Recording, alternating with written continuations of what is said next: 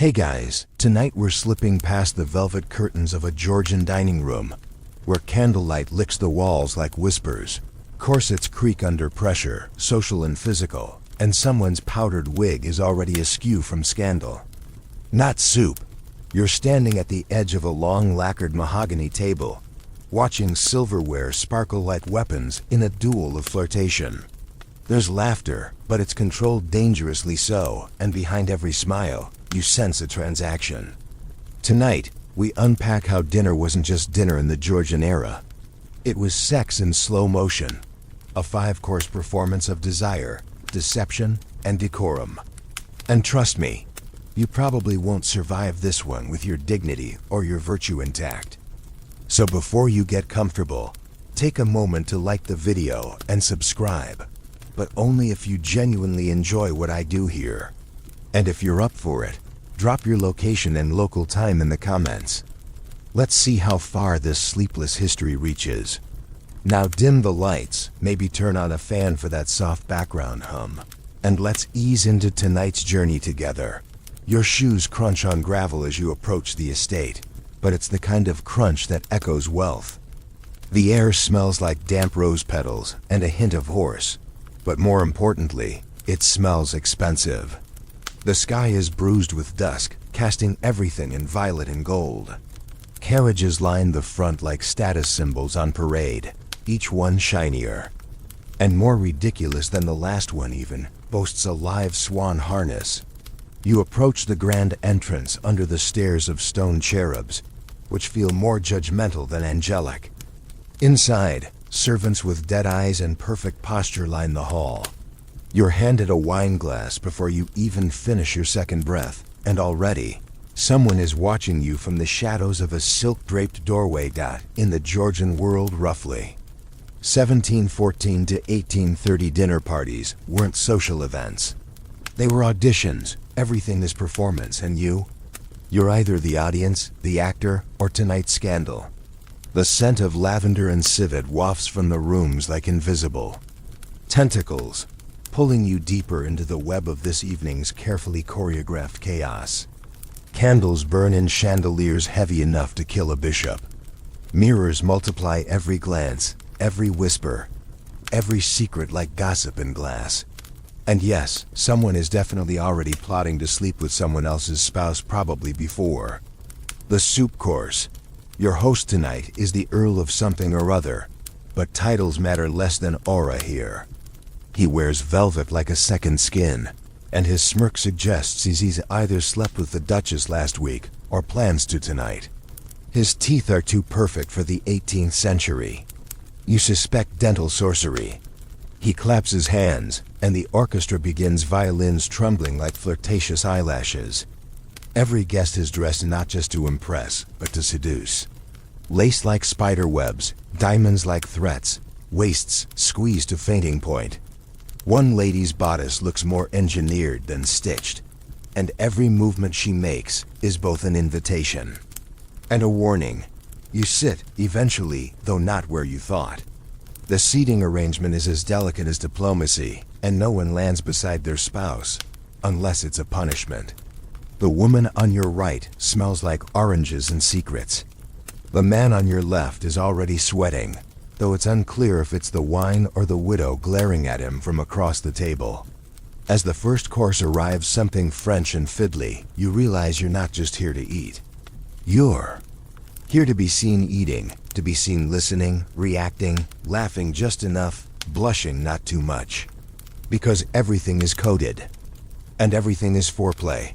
There's a silence before the first toast, the kind of silence that hums with tension.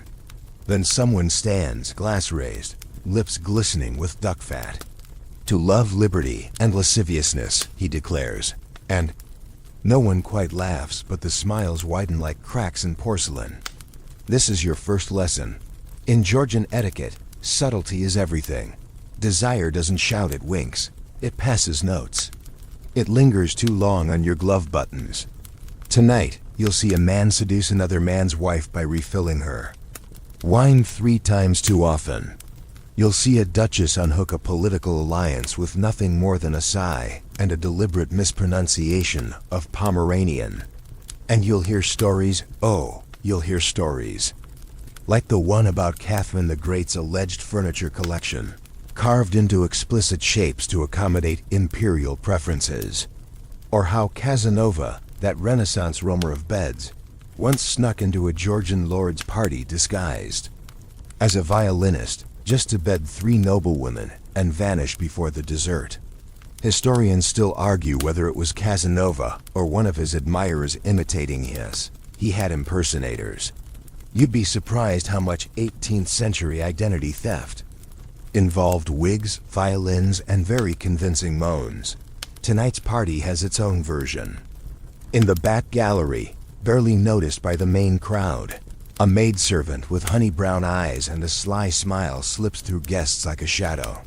She isn't just serving canapes, she's delivering letters, love tokens, maybe even keys. Some believe she's the illegitimate daughter of the host. Others think she's a spy for the French. Both might be true. And as she brushes against the Duke's shoulder a second too long, you see a flicker in his expression that isn't just lust. It's fear. The fish course arrives in a silver tureen shaped like a merman. Its eyes are rubies. It's the kind of dish you half expect to start singing. Someone tells a joke about Neptune's trident and the French ambassador's mistress. It lands like a feather-soft, seductive, and laced with venom. You laugh, you have to. It's expected. But part of you wonders if it was a test dot as you pick at the fish. Your eye catches the wallpaper, something floral, intricate, harmless. But on closer look, the vines curl into suggestive shapes.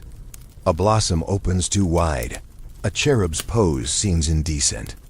It's deliberate, all of it, even the decorous flirtation. Erotic symbolism smuggled under respectability. Like the way one woman absently strokes the stem of her wine glass, or how the gentleman across from you accidentally brushes his foot against yours. It's not an accident. None of this is dot, and then between courses the room shifts, not physically, but in temperature, in mood. The flirtations grow riskier.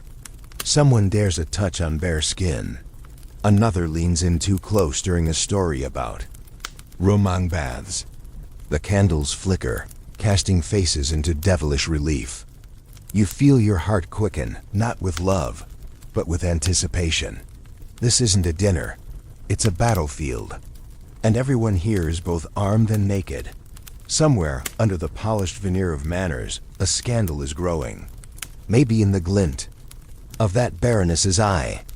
Maybe in the way the marquis fumbles his knife, distracted by the curve of a shoulder 2 seats away. It's growing in the secrets traded in the hallway, in the locks of hair exchanged with trembling hands. Tonight, reputations will tangle, hopes will harden. Promises will be whispered, then forgotten, then used as blackmail 3 seasons later. Because Georgian dinner parties are where futures are flirted into, existence or ruin before dessert. You don't even have time to chew your last bite before you're swept into the next silent spectacle, the seating chart. It sounds harmless. Even dull something only a hostess and her harried butler would fuss over. But here, in this world of whispered agendas and powdered diplomacy, where you sit could mean the difference between a night of delicious secrets or months of social ruin. The room is a breathing organism, and every guest is a vital organ or a malignant growth. The hostess, with the calculating serenity of a chess master, places lovers just far enough apart to spark longing, rivals close enough to test their civility, and potential alliances so near they might be mistaken for soulmates. She doesn't smile when she does it. She doesn't need to. You're not here to eat. You're here to be watched. There's no such thing as coincidence. That bishop seated beside a scandalous widow. Strategic. That general stuck between 2 radical philosophers. Also strategic. That lonely-looking heiress between a broke baronet and a foreign count. Absolutely a trap. Georgian etiquette didn't just map meals, it engineered tension. You glance sideways. To your left, a dowager duchess with lips like dried plums stares holes into a younger lady's bodice. To your right, a young poet, flushed and awkward, keeps his eyes fixed firmly on his soup, but flinches every time the Marquis's cane taps the floor. You suspect he's either terrified or in love, possibly both. Across the table, a man with a mole shaped suspiciously like the Holy Roman Empire is folding his napkin with military precision. He might be plotting a coup or just waiting for the fish course. One never knows in Georgian society. Historians still argue whether these seating rituals were purely social mechanics or tools of subtle warfare. Some claim they were acts of strategic matchmaking. Others insist they were social punishment in disguise. Either way, you're in the middle of it, and the chessboard smells faintly of lamb and lust. Speaking of lust, let's drop in on a true story, a particularly infamous scandal that ironically, because someone ignored the seating arrangement. Lady Mary Coke, renowned for her icy beauty and sharper tongue, once refused to sit where her hostess had placed her, declaring the position insulting to my rank. Instead, she moved herself next to the Duke of Cumberland, whose reputation as a libertine was second only to his taste for veal. The resulting flirtation, public, outrageous, and simmering with innuendo, turned into a weeks-long affair that not only embarrassed the Queen but also prompted 3 separate anonymous pamphlets, 2 caricatures, and at least one really confused housemaid who walked in on what she later described as a vigorous reading of Ovid with costumes. The story rippled through salons and drawing rooms like brandy over silk. Some said Lady Mary seduced the Duke to leverage a land grant. Others whispered that it was revenge for being passed over at court. No one could say for sure, but everyone had an opinion, and none of them involved actual love.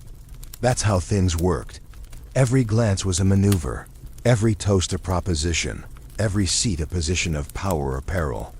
Meanwhile, you're trying not to choke on your goose liver tartlet as the countess next to you begins tracing patterns on her water glass with a fingernail that gleams like a tiny dagger. She's smiling, but there's steel in it. Her husband is watching from 3 chairs down with the expression of a man resigned to scandal.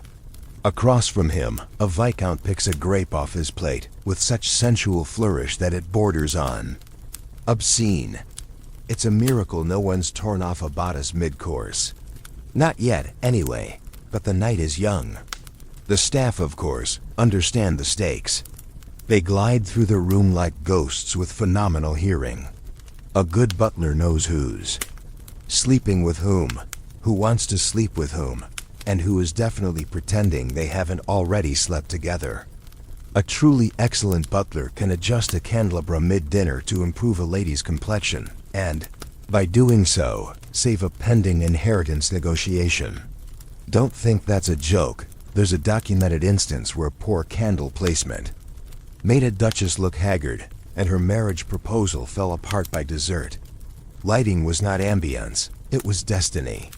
But even lighting couldn't save the awkwardness of a misplaced guest. One unfortunate evening, a rather earnest viscount was accidentally seated beside his mistress and her new fiancés due to a secretary's clerical error. The resulting dinner was reportedly tense enough to curdle the syllabub, and ended with the viscount fleeing the table under the pretense of digestive concerns, never to be seen at that estate again. Seating wasn't just about who you liked, it was about who you couldn't afford to be near. And if someone did sit beside you, it was a declaration of friendship, of interest, of intent, maybe even war. Tonight, your own placement is a kind of riddle. You're flanked by flirtation and strategy, but there's a hint of chaos in it too, as though the hostess wanted to see what kind of trouble you'd stir. You catch her eye across the table. She raises her glass, and her smile is as warm as a knife handle. It's not malice, it's mischief. Georgian society had a twisted sense of humor. Of course, not all dinners ended in scandal. Some ended in boredom, but even that was a kind of death. The worst thing a guest could be was forgettable. You either amused, seduced, or provoked, or you weren't invited back. That's why seating mattered. It wasn't about comfort. It was about spectacle. You weren't here to be comfortable. You were here to be compelling. And as the next course is announced, a fragrant pheasant dish with more garnish than meat, you steel yourself. Around you, guests reposition slightly, forks raised like tiny weapons, eyes flitting like sparrows over every shoulder and shadow. The dance is far from over. One more story before we slip to the next course. A minor noblewoman, her name lost to time but her nickname, the pomegranate, preserved in every gossip diary, once orchestrated her own rise by requesting to be seated next to a famously silent duke.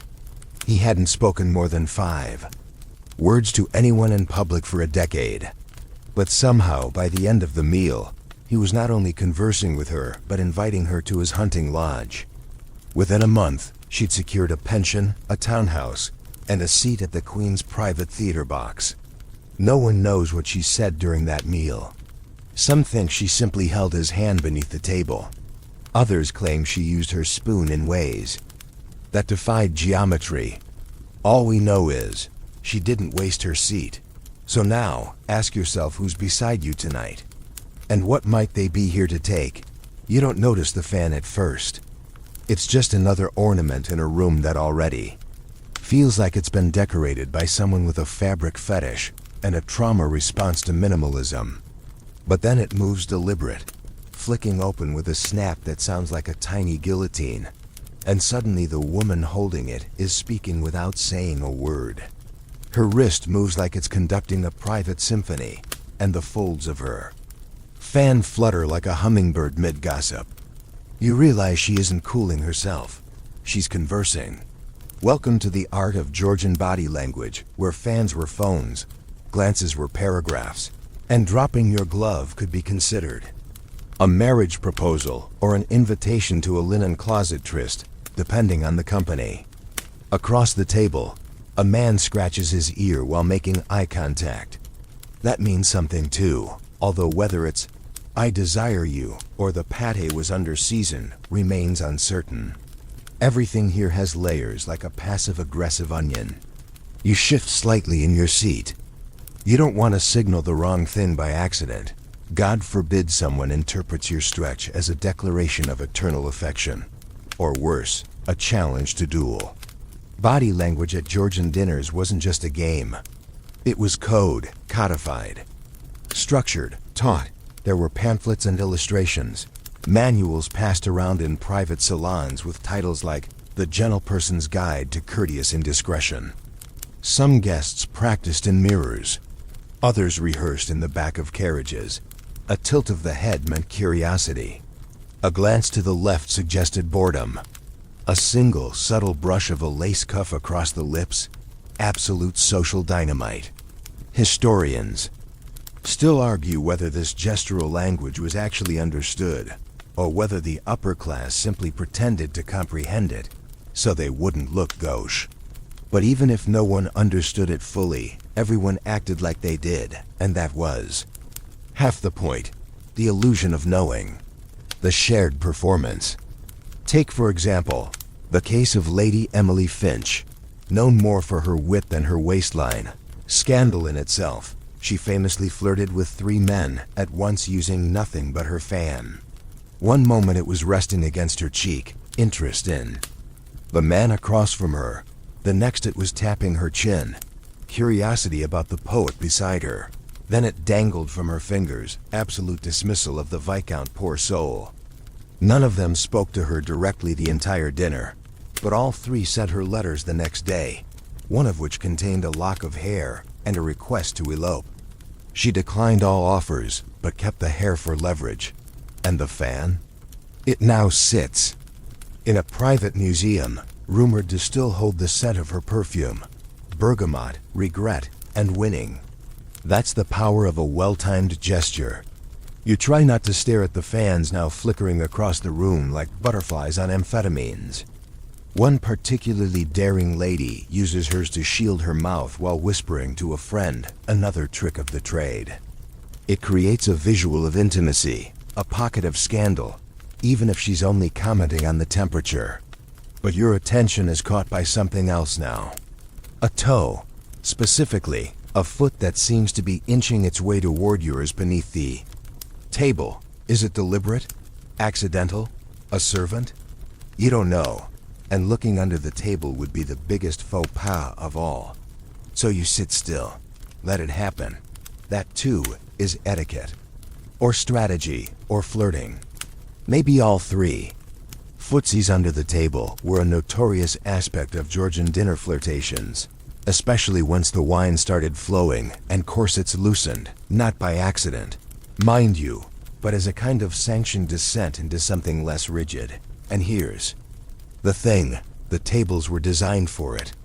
Long cloths draped to the floor, perfect for hiding sins and invitations. One countess once reportedly misplaced her shoe 3 times in a single meal, each time prompting a different gentleman to duck under the table in search of it. It wasn't about the shoe. It was about who retrieved it and what they whispered when they returned. Of course, not all touches were innocent. There's the infamous tale of the Earl of P, who was caught mid-ankle stroke by the Bishop of Bath, leading to a wine-soaked sermon about restraint and the satanic energies of veal. The Earl denied everything, claimed he had merely been stretching, and then promptly left for Italy for 6 months to avoid the scandal. No charges, just exile by embarrassment. Still, not every dinner guest played this game willingly. Some came just for the food, the gossip, or because refusal meant social death. But even they learned to mimic the movements. They folded their fans, lowered their lashes, and played footsie with panic in their eyes. Everyone performed. Because not performing was its own kind of performance, just not the kind that got you invited back. You shift again, careful now. There's an entire language in your limbs, and you don't want to accidentally promise marriage or offend a duke. A servant passes behind you with a tray of smoked eel, and even their steps seem measured, like part of the ballet. The orchestra plays something slow and dripping with strings, a sound that reminds you of unbuttoning. Another flicker of a fan, another toe that's not yours. You're not sure if you're being seduced or interrogated. Possibly both, and it's working. It's around this point that you realize Georgian dinner parties were less about dinner and more about the dance. Not a literal waltz that came later, but the dance of intent. The careful choreography of glances, gestures, and unspoken rules. It was a theater of hunger, and not all of it was for food. Let's pause, just for a breath, and talk about a fringe detail. The whispering plates. Rare, but real. Some aristocrats commissioned special dishes with secret inscriptions, visible only when the plate was lit. Clean phrases like, "Virtue is overrated," or "The Duchess knows." They were a form of elite mischief, designed to scandalize only the observant. A few were used to send coded messages, romantic or political. One even reportedly led to the exposure of a treasonous plot, though that may be more romantic legend than truth. Still, it captures the spirit. Nothing was what it seemed. Everything held secrets, even your plate. You glance at yours now, half finished. Is that a swirl in the glaze or a sentence? You won't know until the end. That's how it always is here. The dance continues. A fan closes. A toe retreats. A waiter clears a dish and murmurs something only half audible, possibly in French. You nod politely, uncertain whether you've just been complimented or cursed. And as the next course is announced, you realize your pulse hasn't slowed since you sat down. That's the true elegance of the Georgian dinner. You never quite knew what was happening, but you always knew something was. It begins, as it always does, with soup. A warm, aromatic sigh at the table's center, carried in on a silver tureen that could probably double as a coronation crown if the monarchy suddenly ran out of accessories.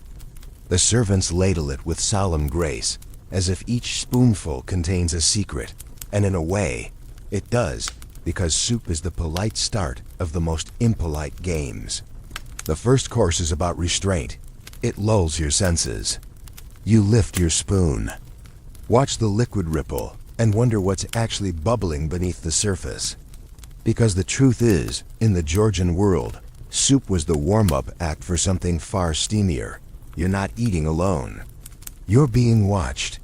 Not just by the guests, but by the ritual itself. How you sip, how quickly, whether your tongue touches the edge of the spoon. Every motion becomes choreography, a flirtation veiled as formality. And across from you, the duchess with the sapphire choker is pretending not to notice the way your fingers trace the rim of your bowl. Or maybe she's not pretending at all. That's the thing, at Georgian dinner parties, appetite was a layered metaphor. Hunger was never just for food. The dishes marched out in a very specific rhythm. Soup first, then meat, then fish, then the increasingly elaborate crescendo toward dessert. But each stage had its own role to play in the slow seduction of the evening. Soup was subtle. It gave guests a chance to get comfortable, to study each other through steam and innuendo. But it was also a test. Are your hands steady? Do you spill? Do you slurp? Are you controlled or easily undone? The answers to these questions mattered more than your bloodline, because they hinted at how you might behave in private. Would you lose your composure? Would you bend etiquette to your advantage? Or were you merely ornamental, a creature of form without fire? These were the questions on everyone's mind, though no one would dare ask aloud. But someone always did something that broke the surface tension. One infamous incident, now preserved in at least 4 scandal diaries, and one very bitter memoir, involved Lord Shelburne, a man with the face of a Shakespearean villain and the charm of overripe cheese. Mid-soup, he accidentally spilled consomme down the décolletage of Lady T, a widow known for her withering glares and generous dowry. The room froze. He stammered, reached for a napkin, and in the process touched her bosom not once but twice. She didn't slap him. She smiled. Then, without breaking eye contact, she spooned the soup from her own bodice and sipped it. The scandal was seismic. Marriages trembled. Poets wrote sonnets. The incident came to be known in whispers as the Veloute Affair. Historians still argue whether Lady T orchestrated the entire accident or simply weaponized it with remarkable speed. Either way, she married Lord Shelburne's cousin 3 months later and banned consomme from her dining table for life. But the lesson was clear: soup could be sexy or dangerous. Often both.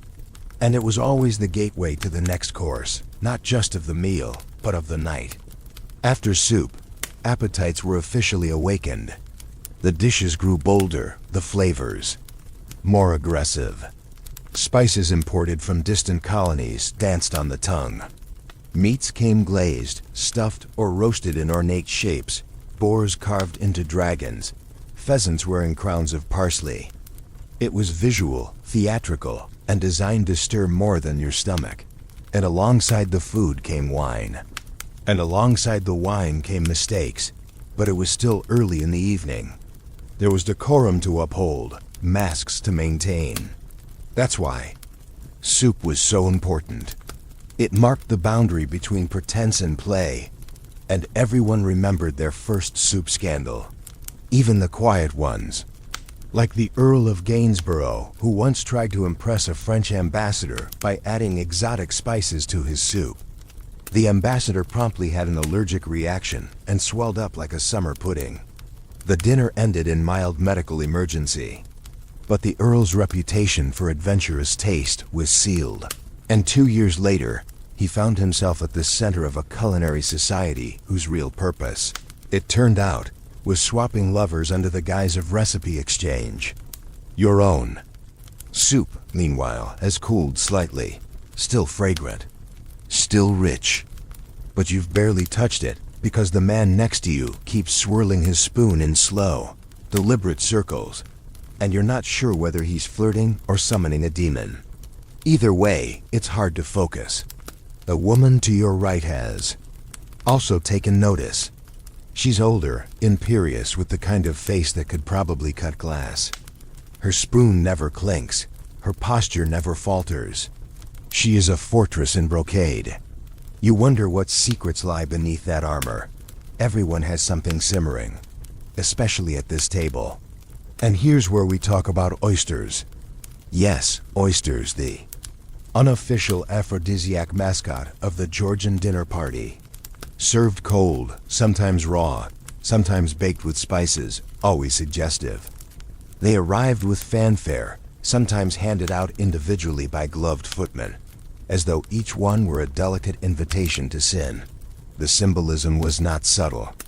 Everyone knew what oysters meant, and yet everyone pretended they were just another shellfish. That was the game. At one particularly lavish event, the hostess had the oysters served atop miniature busts of Venus naked, alabaster, and as anatomically accurate as a sculptor with zero shame could manage. Guests feigned amusement. Some avoided eye contact. But one gentleman, an Italian noble with a monocle and no internal filter, licked his plate clean and declared, "I find the texture stimulating." He was not invited back, but he was remembered. The oyster courses were where the real shifting began. The fans got bolder, the toes more adventurous.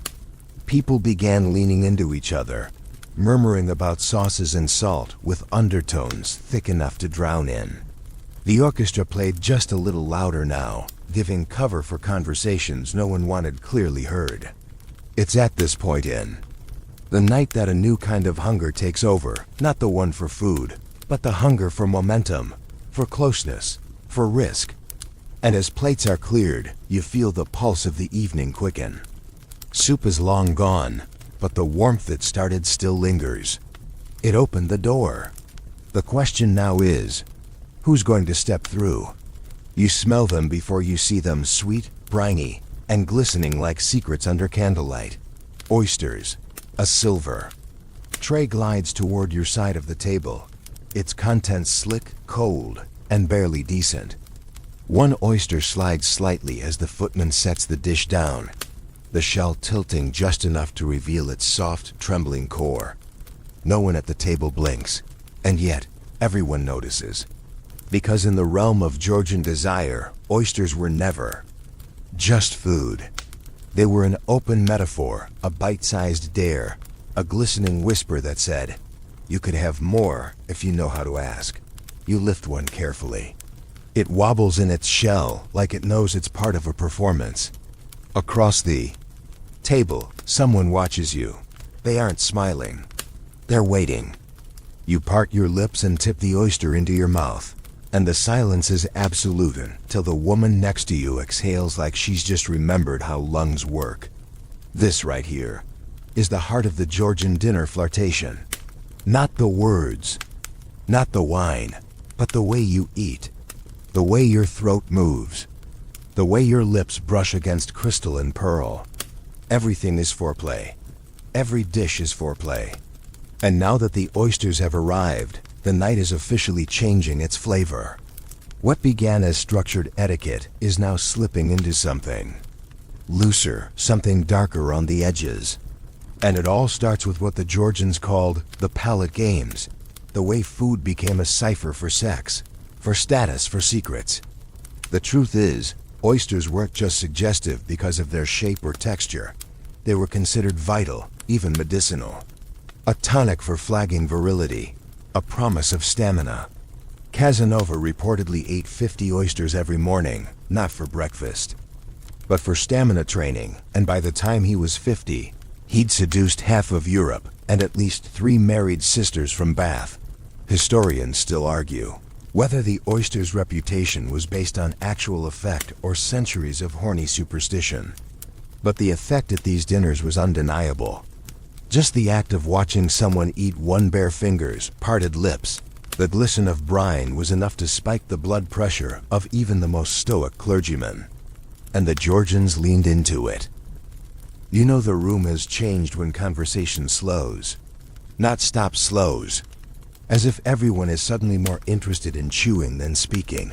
Voices get softer. Laughs trail off. People begin to use their hands more, adjusting their hair, caressing the rim of a goblet, tracing circles on the tablecloth. Subtle cues, meant to stir and spark. One duke, whose name is too long to bother remembering, once trained himself to eat oysters with his eyes closed, claiming the experience helped him imagine future lovers. He'd slurp them slowly, savoring each one, while making uninterrupted eye contact with whoever sat directly across from him. It worked surprisingly often. At least, until someone spiked his oysters with laudanum and he hallucinated a seafood orgy on the dessert tray. That was the last time he was invited to Lady Portsmouth's salon. But not everyone needed oysters to misbehave. At one particularly infamous dinner, a lady known only as Madame V smuggled in a small vial of ambergris, a rare substance scraped from the bowels of a whale and used in perfume. She dabbed it discreetly behind her ears and wrists. The scent was intoxicating. Within an hour, 4 men were actively vying for a seat beside her, one even faking a nosebleed to create an opening. She left with none of them, but she made sure each believed they'd been chosen. That was the game: suggestion, seduction without confirmation, and food was the best medium for that. Even beyond oysters, the dishes themselves were built to arouse. Spiced meats wrapped in pastry like corsets, creamy puddings that shivered with each breath, jellies molded into the shape of fruit or gods, or once, an anatomically correct Apollo that left nothing to interpretation. That particular jelly took 6 hours to set and 3 minutes to melt under the dining room heat, collapsing dramatically into a sticky, ambiguous pile. The hostess pretended not to notice, but she never served jelly again. You begin to notice that your own appetite has shifted, not necessarily toward food, but toward sensation, the textures on your tongue, the heat of your wine, the subtle push of someone's knee under the table, pressing into yours and then disappearing again. You don't know whose knee it was. That's half the thrill. And that thrill, that fever just beneath the ribs, is exactly what these dinners were meant to provoke. You weren't supposed to leave full. You were supposed to leave haunted. There's a rhythm now, almost musical. Oysters followed by game meat, followed by tiny sugared fruits soaked in liqueur and arranged in pairs. Peaches that drip, cherries that stain, figs torn open, just enough to suggest something obscene. And all of it presented with silence, grace, and just a little too much eye contact. Even the servants are part of it. One butler, the cousin of a viscount, demoted for reasons no one discusses, once passed a note tucked under a fig leaf to a marquis, who read it, blushed, and then excused himself for a suspiciously long conversation with a footman. When he returned, his wig was crooked and his cravat was inside out. No one commented. That was the etiquette. Act like nothing happened, until it did again. But even in this haze of honey and hunger, rules still applied. You had to be careful. Too much eagerness, and you'd be labeled vulgar. Too little, and you'd be considered frigid or worse dull. The perfect guest balanced interest with aloofness. Offered a bite, then pulled back. Let their gaze linger, then broke it just before it became a commitment. And the most skilled knew exactly when to switch gears. Like the Marchioness of Rothmere, who famously used her dessert fork to signal her intentions. Left of the plate, unavailable. Right of the plate, open to persuasion. Balanced between the two? Dangerous. She never married, but was rumored to have left a trail of broken hearts and stolen heirlooms across 2 continents. And she always used a mother-of-pearl dessert fork, no matter the occasion. Tonight, you wonder what signal you're sending. Your plate is nearly clean. Your fingers are sticky with sugar and something darker. You don't remember finishing the peach, but you remember licking your thumb afterward. Someone across from you watched that very closely. They smile now. You smile back. The night isn't over. Not by a long shot. And dessert hasn't even arrived, but you can feel the shift. The heat rising, the rules bending. The real courses, the unspoken ones, are about to begin. You hear it before you feel it, the faint hiss of silk rubbing against silk. A sound so soft it's almost lost beneath the clink of silverware and the hushed giggles from the far end of the table. But then your eyes catch it. The movement of a petticoat just barely revealed as a woman rises from her chair to retrieve something she probably didn't drop by accident. And there it is, in the flicker of candlelight, a glimpse of stocking. White and tight, edged with the faintest frill of lace. Someone gasps, someone else pretends they didn't. And you? You've just been introduced to the erotic politics of Georgian fashion. You see, clothing in the Georgian period wasn't just about fashion, it was weaponry. A declaration of power, sexuality, control, and sometimes delicious deception. Every layer was calculated. Every ribbon was a signal. Every stitch could be a secret. The noblewoman's petticoat wasn't just an undergarment, it was the battleground. And tonight, the war is being waged in silk and stays. You adjust your seat, feeling the sudden awareness that your own garments say something too, even if you're not entirely sure what. Are your cuffs too loose? Is your collar inviting or defensive? Are your buttons speaking French? That last one may be a metaphor, or it may not. Georgian garments were a performance. Start with the basics. For women, shift, stays, pocket hoops, petticoats, gown, stomacher, fichu, jewelry, gloves, fan. For men, shirt, waistcoat, breeches, stockings, shoes with buckles so ornate they could cause eye injuries, cravat, coat, wig. Getting dressed was an hour-long ritual, sometimes longer, and it was never done alone. Servants tightened laces, powdered wigs, adjusted codpieces, and discreetly made suggestions about cleavage. Because cleavage was a conversation starter. The cut of a Georgian bodice was low, almost scandalously so by modern standards, but that wasn't laziness or lust. That was power. Showing skin wasn't vulnerability, it was control. A well-placed bosom could derail a political debate or secure an estate. One duchess was rumored to have negotiated a trade deal using nothing but a strategically dropped shawl and a smile that could melt muskets. And corsets, well, corsets were a paradox. They restricted, they sculpted, they forced posture and limited movement, but they also emphasized the curve of a waist, lifted the bust, and turned breathing into a slow, seductive sigh. Women fainted not because they were delicate, but because passing out from lack of oxygen was preferable to looking like you didn't care. Fainting was fashionable. It suggested you were committed to beauty at any cost. One lady reportedly practiced fainting so often that she could do it on cue, often mid-sentence, for maximum drama. Her parties were unforgettable. Of course, it wasn't just the women. Men, too, dressed with erotic intention. Their breeches were tight, spectacularly so, and not by accident. A well-fitted pair could display the curve of a thigh or the outline of ambition. One satirical poem from the period even described a gentleman's legs as weapons of mass seduction. Historians still argue whether men padded their calves with wool or pride. The answer is probably both. Then there were wigs. Big, powdered, perfumed. Sometimes decorated with miniature ships or fruit arrangements. A tall wig signaled status. A creative one signaled risk. And a scented one, well, that was practically a mating call. You knew someone meant business if their hair could double as a floral arrangement.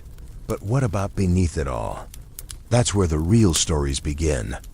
A tale told often in court circles was of a certain lady who was known for her modest gowns and church attendance.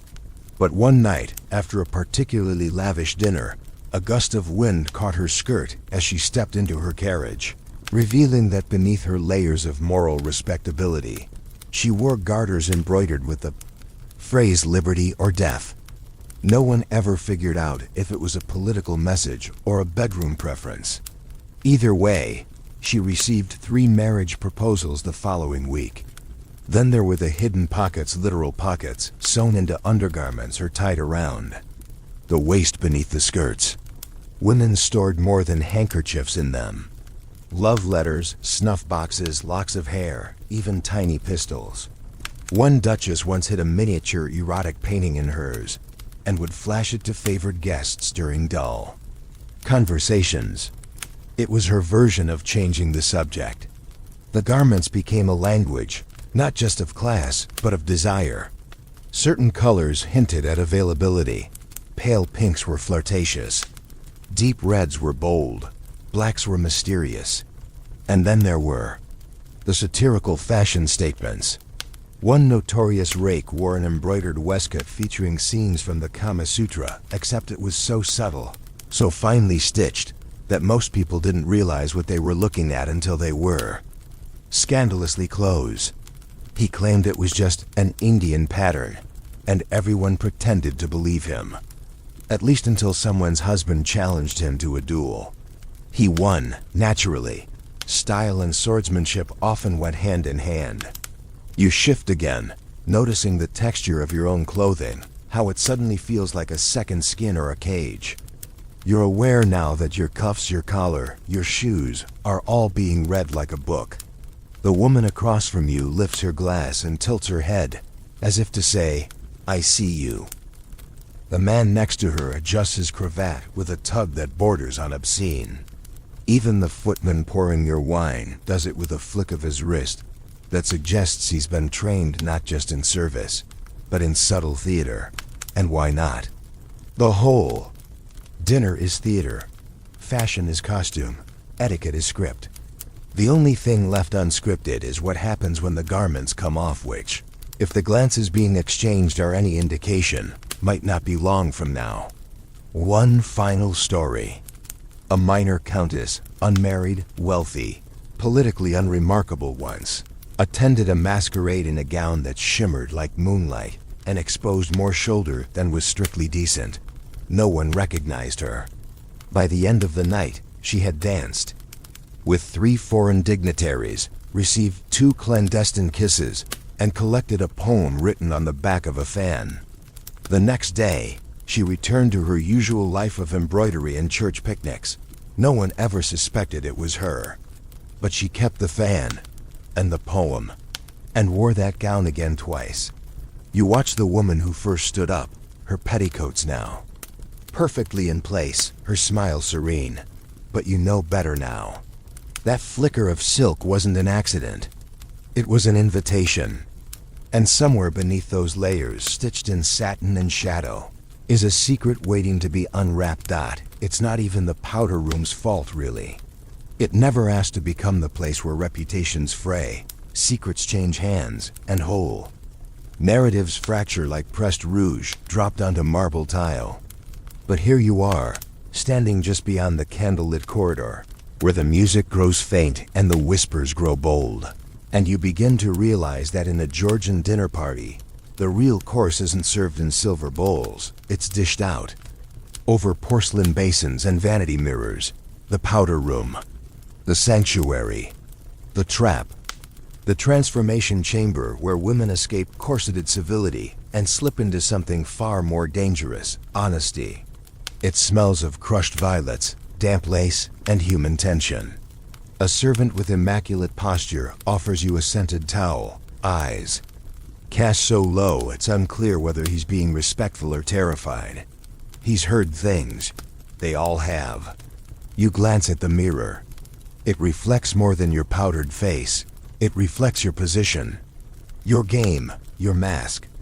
And it also reflects her, standing slightly behind you, dabbing her cheek with a lace square, and speaking under her breath to a woman pretending to fix her hair.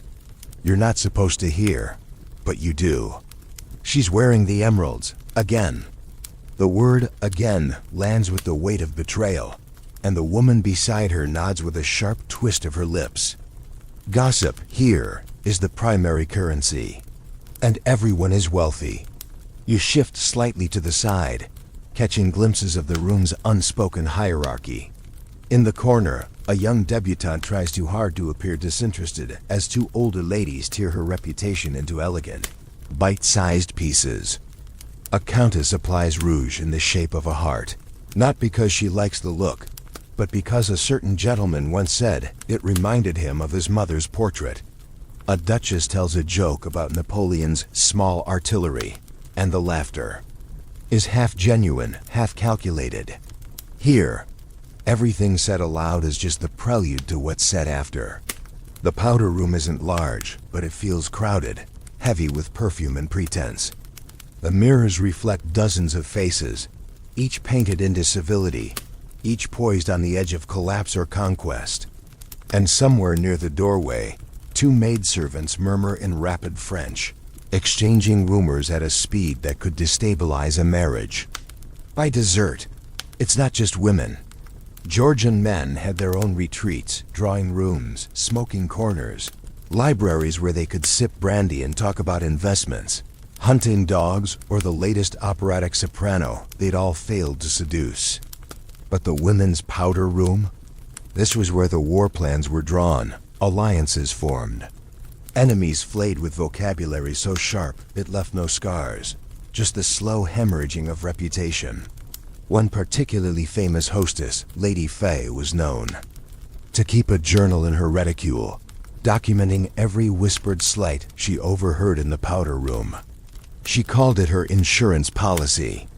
When a political rival tried to block her niece's marriage, Lady Fay produced a list of indiscretions so potent that not only did the marriage go forward, but the rival was forced to sponsor the honeymoon. Historians still argue whether the document was authentic or forged. Most agree it was probably both, but that's how it worked.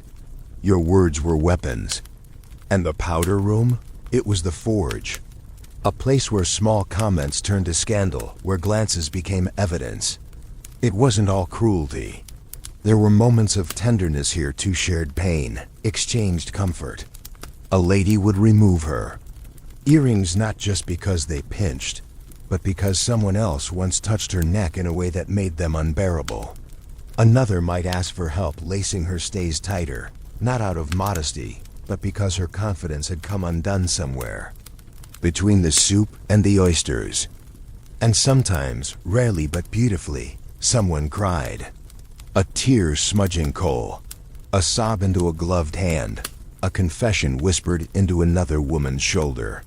Then, seconds later, back out into the fray, flushed, composed, a little more human. Beneath the powder, there was one tale, often told in quiet tones, about a baroness who suffered a miscarriage halfway through a dinner party. Rather than leave, she simply excused herself to the powder room, handled the matter with the help of her maid and two other noblewomen, reapplied her rouge, and returned to the table. She toasted the host, laughed at a joke about King George's new wig, and never once let her hand tremble on the wineglass. No one knew until months later. And even then, it was said with awe, not pity. This wasn't just performance, it was steel beneath silk. The powder room taught you the weight of survival. It taught you how to lie with kindness, how to weaponize gentleness. You'd overhear things you weren't meant to hear in a fair. Arranged for later, a warning disguised as praise, a tip about the prince's new favorite. And you'd learn when to forget, or pretend to. Forgetting was a skill, sometimes mercy, sometimes manipulation. You catch your own reflection again. Your cheeks are too flushed, your lips slightly uneven. A lady nearby offers her rouge vermilion, smuggled from Venice. You take it, and with a small smile, she leans in. Don't let them make you dull, she whispers. Boredom is how they break you. You thank her, return the rouge, and watch as she disappears behind a curtain of laughter and lily. You realize with quiet certainty that she has probably ruined 3 men's futures and saved twice as many women's. That's the powder room. Not just a place to primp, but a place to plot. A place where masks aren't dropped, they're swapped. Someone enters now, breathless, eyes too wide. She's smiling, but only with her teeth. Her bodice is misaligned, and her gloves are wrinkled in a way that suggests haste, not fashion. The room shifts slightly. No one says it aloud, but everyone knows she's been kissed or more. Possibly by someone not her husband. Possibly by someone else's. That's the thrill, isn't it? The balance of secrecy and spectacle. She moves to the mirror, adjusts her gown, pins her hair higher. A lady offers her lavender water. Another fixes her ribbon. No one asks. No one needs to. Because tonight, this room is a theater. The kind where every role is temporary and every scene leaves its mark. You exit finally, back into the hum of the main dining hall. Your shoulders straighter, your smile slightly sharper. And just before you re-enter the candlelit parade of politeness, you hear a voice from behind the curtain, soft and amused. "You regret wearing that necklace. He gave it to all three of them. You don't turn. You don't need to. You've been in the powder room. You already know more than enough. You don't hear the sugar first, you feel it. A change in the air, like a shift in temperature, or the moment just before a kiss. It's warm and a little sticky, heavy with vanilla, orange blossom, and something more primal, burnt sugar, the scent of heat and risk.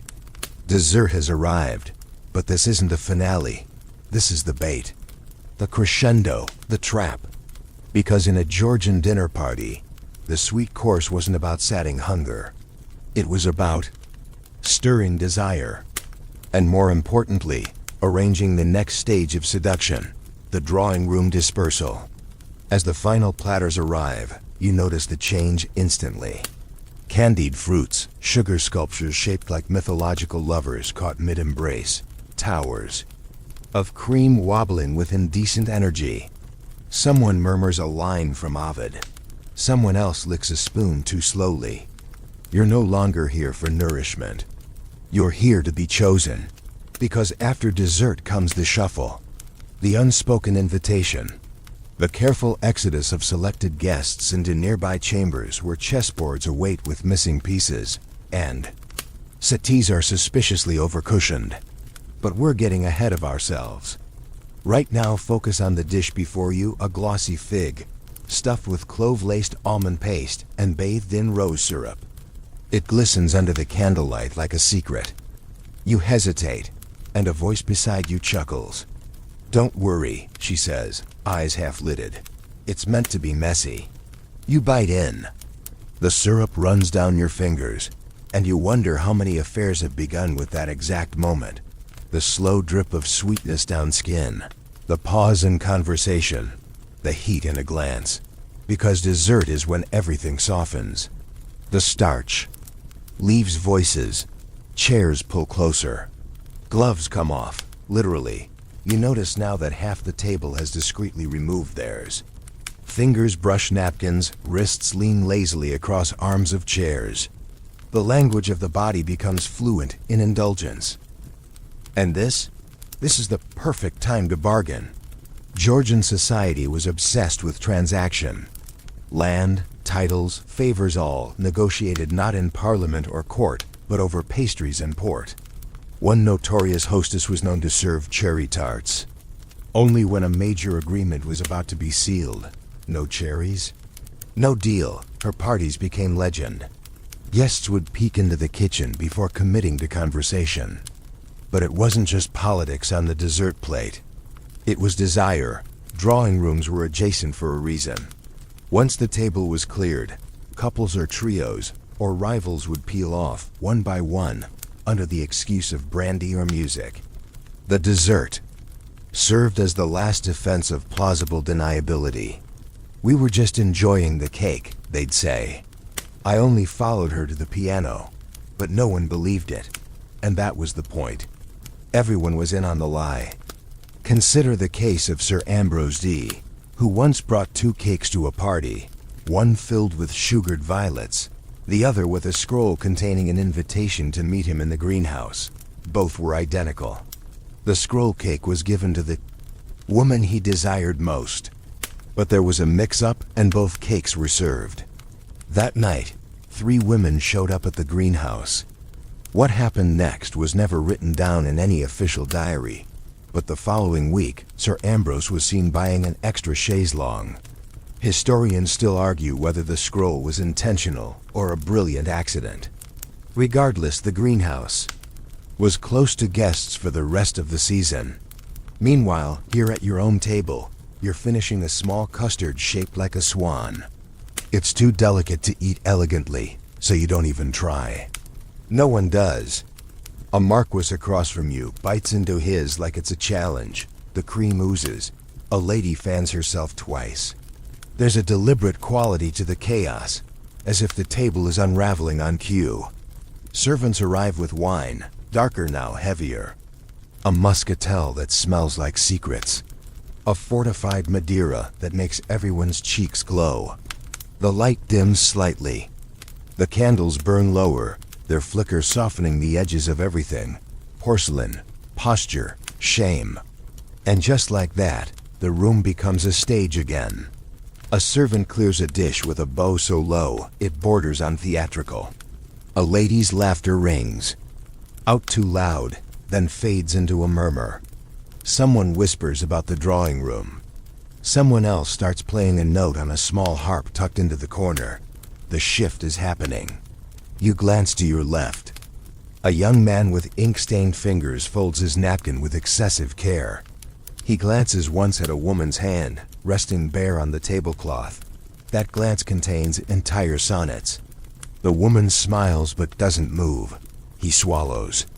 That's the game, the timing. Because after dessert comes the moment of separation. The men rise. The women linger. One last glance, one last bite, and then the exodus. Drawing rooms, conservatories, galleries full of ancient busts and newer sins. The dining table is abandoned like a battlefield. Crumbs and syrup stains, the only evidence of the war just waged. But you still feel the pulse of it, the tension, the possibility. You remember a story one often told behind fans and never in writing, about a duke who had a dessert fork made entirely of ivory and inlaid with garnets. It was a gift from a Venetian mistress. The handle was engraved with a Latin phrase meaning, "Pleasure ends with silence." He used it exclusively during strawberry season. He died penniless but was buried with the fork. No one knows who ordered that. Maybe the mistress. Maybe the wife. Maybe both. And maybe it doesn't matter. Because in the Georgian world, dessert wasn't the end. It was the unlocking, the softening of defenses, the opening of options. You notice now that the room is emptier. Not because people left, but because they've dissolved into smaller clusters, moving toward other rooms, other possibilities. And soon you'll follow, because no one leaves after dessert. Not yet. Not before the real games begin. You hear it before you see it, a barely audible clink, like silver against bone. China, followed by a strained chuckle and the unmistakable sound of someone adjusting their collar just a bit too forcefully. The kind of sound a man makes when his pride has just collided with reality. Welcome to the after-dessert phase of the evening, where men begin to sweat not from the wine, but from the creeping realization that they are no longer the center of attention and that their carefully cultivated charm is quite possibly malfunctioning. The Georgian gentleman was in theory the paragon of poise. Crisp in his coat, armed with wit, and polished with the kind of confidence only inherited. Land and inherited arrogance can buy. But tonight, under the heavy glare of 1,000 candles and even heavier expectations, you start to see the cracks. That marquis, 2 seats away, keeps tugging at his cravat like it might choke out his insecurities. That duke, so sure of himself, earlier, now fumbles with a wineglass as a younger man whispers something scandalously funny to the woman he was hoping to impress. And the poet at the end of the table? He's quoting Byron with increasing desperation while the object of his affection files her nails. Georgian dinner parties work kinda male egos, not because they were cruel by design, but because the stakes were absurd. Every glance from a woman could elevate or annihilate a man's sense of self-worth. A dropped glove might signal interest. A cold shoulder, social exile. And once the wine began to settle into the bloodstream and the flirtations, Sharpened from subtle to strategic, the men either rose to the challenge or fell spectacularly. You glance around and begin to see who's drowning. One gentleman leans too close to a woman, clearly bored of his family crest. Another tries to impress by listing his holdings in Wales, which includes an estate, 3 vineyards, and a bridge of no small importance. She yawns. Then there's the drunken heir, attempting to recite Virgil with a mouthful of brandied pear. He's failing, but he doesn't know it. His audience is politely nodding, but their eyes are elsewhere on the younger, quieter man with an untied bodie and a half-smile that promises better stories and perhaps better intentions. This is where things get complicated. Georgian men were raised on a diet of conquest, war, land, women. But in this room, conquest isn't a march, it's a waltz, and many of them stumble, of course not all. Some thrive here, in this theater of gestures and games. Take Lord Ashcombe, for instance, an infamously limp conversationalist with a voice like boiled cabbage. And yet, he was rarely seen without a companion. His secret? He listened. Really listened. Women spoke. He nodded. He remembered details. The color of a gown, the name of a deceased lapdog, the line of a poem muttered under breath. And he used those details not to impress, but to connect. He never interrupted. He never bragged. And somehow, impossibly, that made him irresistible. Historians still argue whether he was genuinely kind or just brilliantly strategic. Either way, his diary was full. His funeral was standing room only. Meanwhile, in the far corner of the room, a new drama unfolds. A baronet, clearly emboldened by the port, places his hand just a little too casually on a lady's wrist. She freezes. The room doesn't. This is a dance everyone knows. Her fan closes. Her posture stiffens. She leans back not enough to cause a scene, just enough to send a message. The baronet reddens. The wrist is released. A footman appears, as if summoned by shame, and refills his glass without a word. The moment passes, but it's not forgotten. That's the beauty and brutality of the Georgian dinner mistakes echo, especially male ones. One particular tale illustrates this with glorious specificity. A young viscount, flush with inheritance and wine, once attempted a clumsy serenade in the drawing room. He produced a lute God knows from where, and began a love song of his own invention. It included the phrase, "Your bosom is a mountain of moonlight," which no one could interpret kindly. The room erupted into polite horror. The woman in question later referred to him only as the troubadour of tragedy. He left for Scotland, grew a beard, became a botanist. Sometimes exile isn't geographical, it's reputational. Still, for every red-faced fool, there's a man playing the game correctly. Watch him, he stands with ease, doesn't crowd. Speaks when spoken to, but with softness, wit, and a suggestion of restraint. His waistcoat is a little rumpled, which makes him human. His hair slightly mussed, as though a lady's hand has already passed through it. He doesn't dominate the room. He doesn't need to. Because Georgian masculinity wasn't just about strength. It was about suggested strength. Controlled. Power. The idea that you could, if needed, throw a punch or recite a sonnet, but choose instead to do neither. Of course, the standards were impossibly high. Men were expected to be protectors, poets, dancers, hunters, scholars, and sinners. All before midnight. And when they failed, and oh, how they failed, it was not with the explosive drama of a heroine fainting, but with the slow, agonizing decline of irrelevance. You begin to wonder how many of them truly enjoyed this. How many were performing? Just as much as the women. Tight breeches, tight smiles, rehearsed lines, desperate gestures. Not all of them were born to seduce. Some were just trying to survive. And somewhere in this drawing room full of velvet and ambition, there's probably a man sitting alone on a chaise longue, wondering how he became the cautionary tale. But for now, the evening marches on. The music picks up. A few couples begin to move toward the next chamber. Cards perhaps, or music, or something less structured. The men follow, some confidently, others like sheep to a masked slaughter. And in their wake, the scent of too much cologne, the sound of unspoken anxiety. This is the mid-game, the pivot, where flirtation either becomes an invitation or evaporates completely. And as you take one last sip of your wine, you make a decision. You won't be the one sweating. Not tonight. The music doesn't begin with a flourish. It slides into the room like breath on a window pane, soft, gliding, almost too subtle to notice at first. But then you feel it in your chest, the rhythm, the hush, the vibration of strings plucked in some velvet-draped corner of the drawing room. This isn't a concert, it's a signal.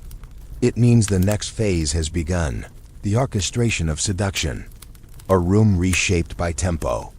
Candlelight now flutters in time with the violin, and everything, laughter, glances, footsteps, starts to sync itself to the pace of the music. This isn't by accident.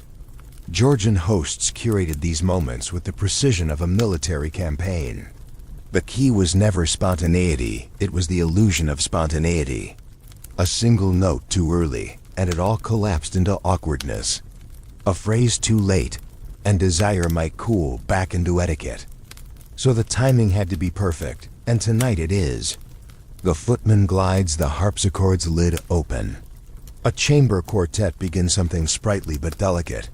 Guests murmur approval. A few rise from their seats, some under the excuse of stretching. Others without pretense, moving instinctively toward the center of the room where space has mysteriously appeared. This was no accident either. The furniture has shifted just slightly, giving the illusion that the room grew larger. It didn't. It's just rearranged seduction. And here comes the first dance. A minuet, of course. Restrained, intricate, full of precise steps and lingering eye contact. You watch as a woman in amber silk steps forward, her hand taken by a gentleman with the confident grace of someone who's memorized the floor plan. Their movements are fluid, practiced. But the real dialogue isn't in their feet, it's in their fingers, the barely their brushes, the timing of a turn. The moment when she looks away just before he dares to. This is flirtation with choreography. And everyone is watching. Dancing in the Georgian era wasn't recreation, it was performance. It was where alliances were tested, affections hinted, and sometimes even revenge administered. An extra spin might signal favor. A delayed bow could be a snub. And the choice of partner? A declaration. Everyone remembers who you chose. And perhaps more crucially, who you didn't. One particular ball preserved in gossip diaries and dramatized in at least 2 stage plays featured a duchess who refused a prince's hand for the opening dance. Politely, publicly, devastatingly. She claimed fatigue, then danced twice with his rival. That moment ended 3 friendships and started 2 wars. The prince later claimed it didn't bother him. His diary discovered decades later says otherwise. Tonight, the stakes are lower, but the tension just as sharp. As the music shifts to a country dance, the room loosens. Laughter bubbles to the surface. Hands linger longer on waists. Someone nearly forgets the steps and recovers with a charming blush. This is where things become dangerous. Because under the rules of the dance lies freedom. If you're brave enough to take it. You see it now. A man offers his hand to a lady already engaged in conversation. She accepts anyway. Her partner says nothing, but his jaw tightens. 2 dancers trade positions a little too smoothly, ending up beside the ones they actually wanted. The music hides everything, or at least pretends to. And that's what makes it thrilling. This isn't the stiff formality of dinner. This is movement, energy, touch. The heat of a hand on a lower back, the way silk brushes against brocade. The scent of rosewater left in the wake of a spin. It's all part of the script, the seduction masquerading as tradition. There's a particular melody now, softer, slower. A waltz, still new, still a little scandalous in 18th century England, where touching your partner for more than a few seconds was enough to raise eyebrows. But tonight, the eyebrows are already halfway raised, so when a couple takes the floor in a daring embrace, no one stops them. No one dares. The waltz swirls, and with it, so does your heart, even if you're not dancing. Because watching is part of the thrill too. It's how you learn, how you choose, and maybe how you prepare. You remember a story whispered in the stairwells of Bath. A foreign count, famous for his elegance and his collection of scandalous poetry, once seduced a married woman using only dance. Not a single word exchanged. Just 5 minutes of motion, after which she followed him into the conservatory and never returned to her husband's estate. The scandal wasn't the affair. It was the silence. No notes, no witnesses. Just the memory of how he turned her beneath a chandelier and made her forget everything else. Historians still argue whether it was truly wordless, or whether a single word passed between them in a breath no one caught. Either way, the conservatory door was found locked from the inside. Back in tonight's drawing room, the music begins to fade, and the guests applaud politely, as if they hadn't just watched 3 marriages teeter and 1 engagement disintegrate. The hostess claps twice, and the musicians begin a new set, this time livelier, more daring. The room stirs again. And now the dancers are different, younger, hungrier. The energy has shifted. Even the servants notice it. A footman lingers half a second longer with the wine. A maid straightens a cushion twice. This is the moment before the moment, the breath before the kiss. The second when possibility hovers in the air like a fragrance. And speaking of fragrance, someone passes you, wearing jasmine and danger. She doesn't look back. She doesn't need to. The music will do the talking. Your hand itches. Not from nervousness, from recognition. This is where it happens. Not the flirtation, not the invitation, the decision. Made in the rhythm of a violin, in the shared breath between turns, in the echo of a heel against polished wood. The orchestra crescendos. A gentleman offers you his hand. He smells of ink and ambition. You rise, not because you should, because you want to. Because in this moment, under these lights, with this music wrapping around your spine like silk ribbon, everything else disappears. It's not about dinner anymore. It's about dance, and everything the body dares to say when the tongue stays. Still, you notice it first in the way the laughter changes louder now. Less measured, laced with a kind of slurred truth that only comes from too much wine and too little self-preservation. The drawing room has shifted. The music still plays, yes, but now it's an ambient backdrop, a romantic alibi for conversations that have grown far too personal. Eyes that used to glance now linger. Hands that used to hover now rest, lightly but deliberately, on arms, on waists, on laps. And the wine god, the wine is everywhere. Deep red stains at the bottom of glasses. Half-finished goblets abandoned on windowsills, mantels, pianofortes.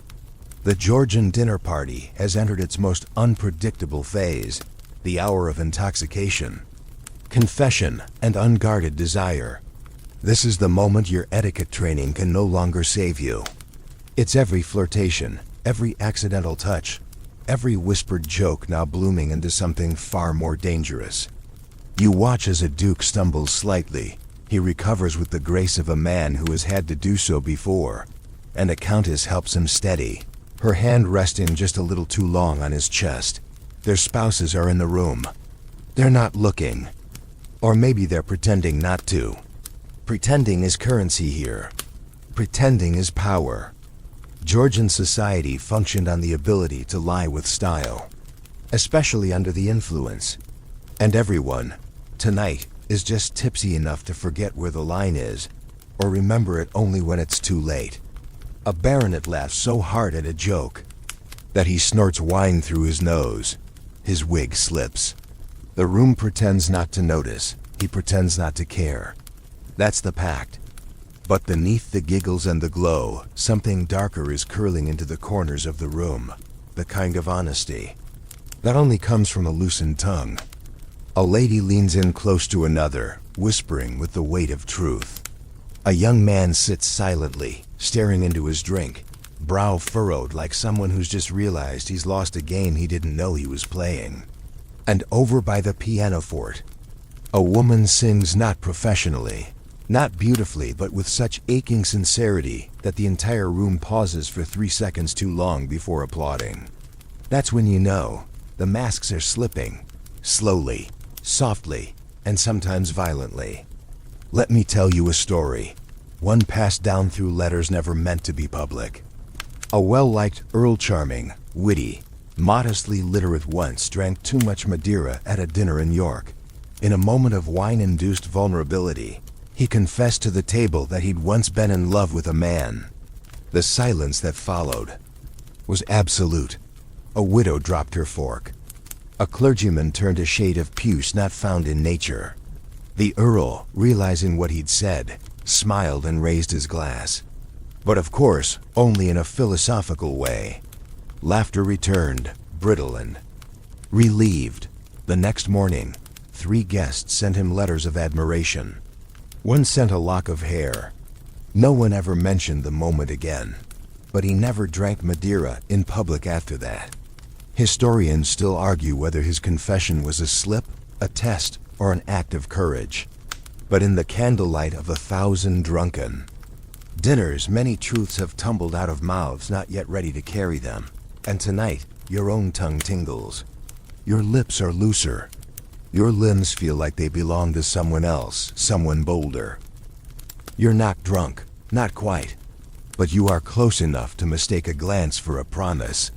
Close enough to let your hand rest on the back of a chair, a little too close to someone else's. And now you see it in the alcove, partially hidden by an absurdly large floral arrangement. 2 silhouettes lean into each other. The angle is intimate, the motion unmistakable. They are not talking about the weather. They return moments later, cheeks flushed, clothing immaculate but hair just slightly wrong. And no one says a word. Because that's what this phase of the party is for. This is the hour when reputations are risked and often remade. When alliances shift in real time. When desire finally says, why not? There's a story about a viscountess, elegant, discreet, known for her cool demeanor, who once seduced her rival's husband during the very hour you now find yourself in. It happened in the conservatory, surrounded by orchids. While her rival was performing a minuet, it wasn't about lust. It was about power, about proving that even grace could bite. She left no trace, no lipstick, no scent. Just a note, tucked into the man's waistcoat pocket, containing a single pressed flower and the phrase, "Now we're even." He never spoke of it, but he also never returned to his wife's salon. In these rooms, acts of passion and acts of strategy are often indistinguishable. And alcohol doesn't change people, it reveals them. You see it now in how one man, boisterous and confident at the beginning of the evening, now slouches in his chair, mumbling bitterly about his brother's inheritance. His wife laughs too loudly at a joke from another gentleman. Her hand rests on the arm of a chair that isn't his. No one intervenes, because nothing is overt. Not yet, but the room is full of near misses, almost confessions, fingers that trail, then retreat, words that begin but dissolve into another sip.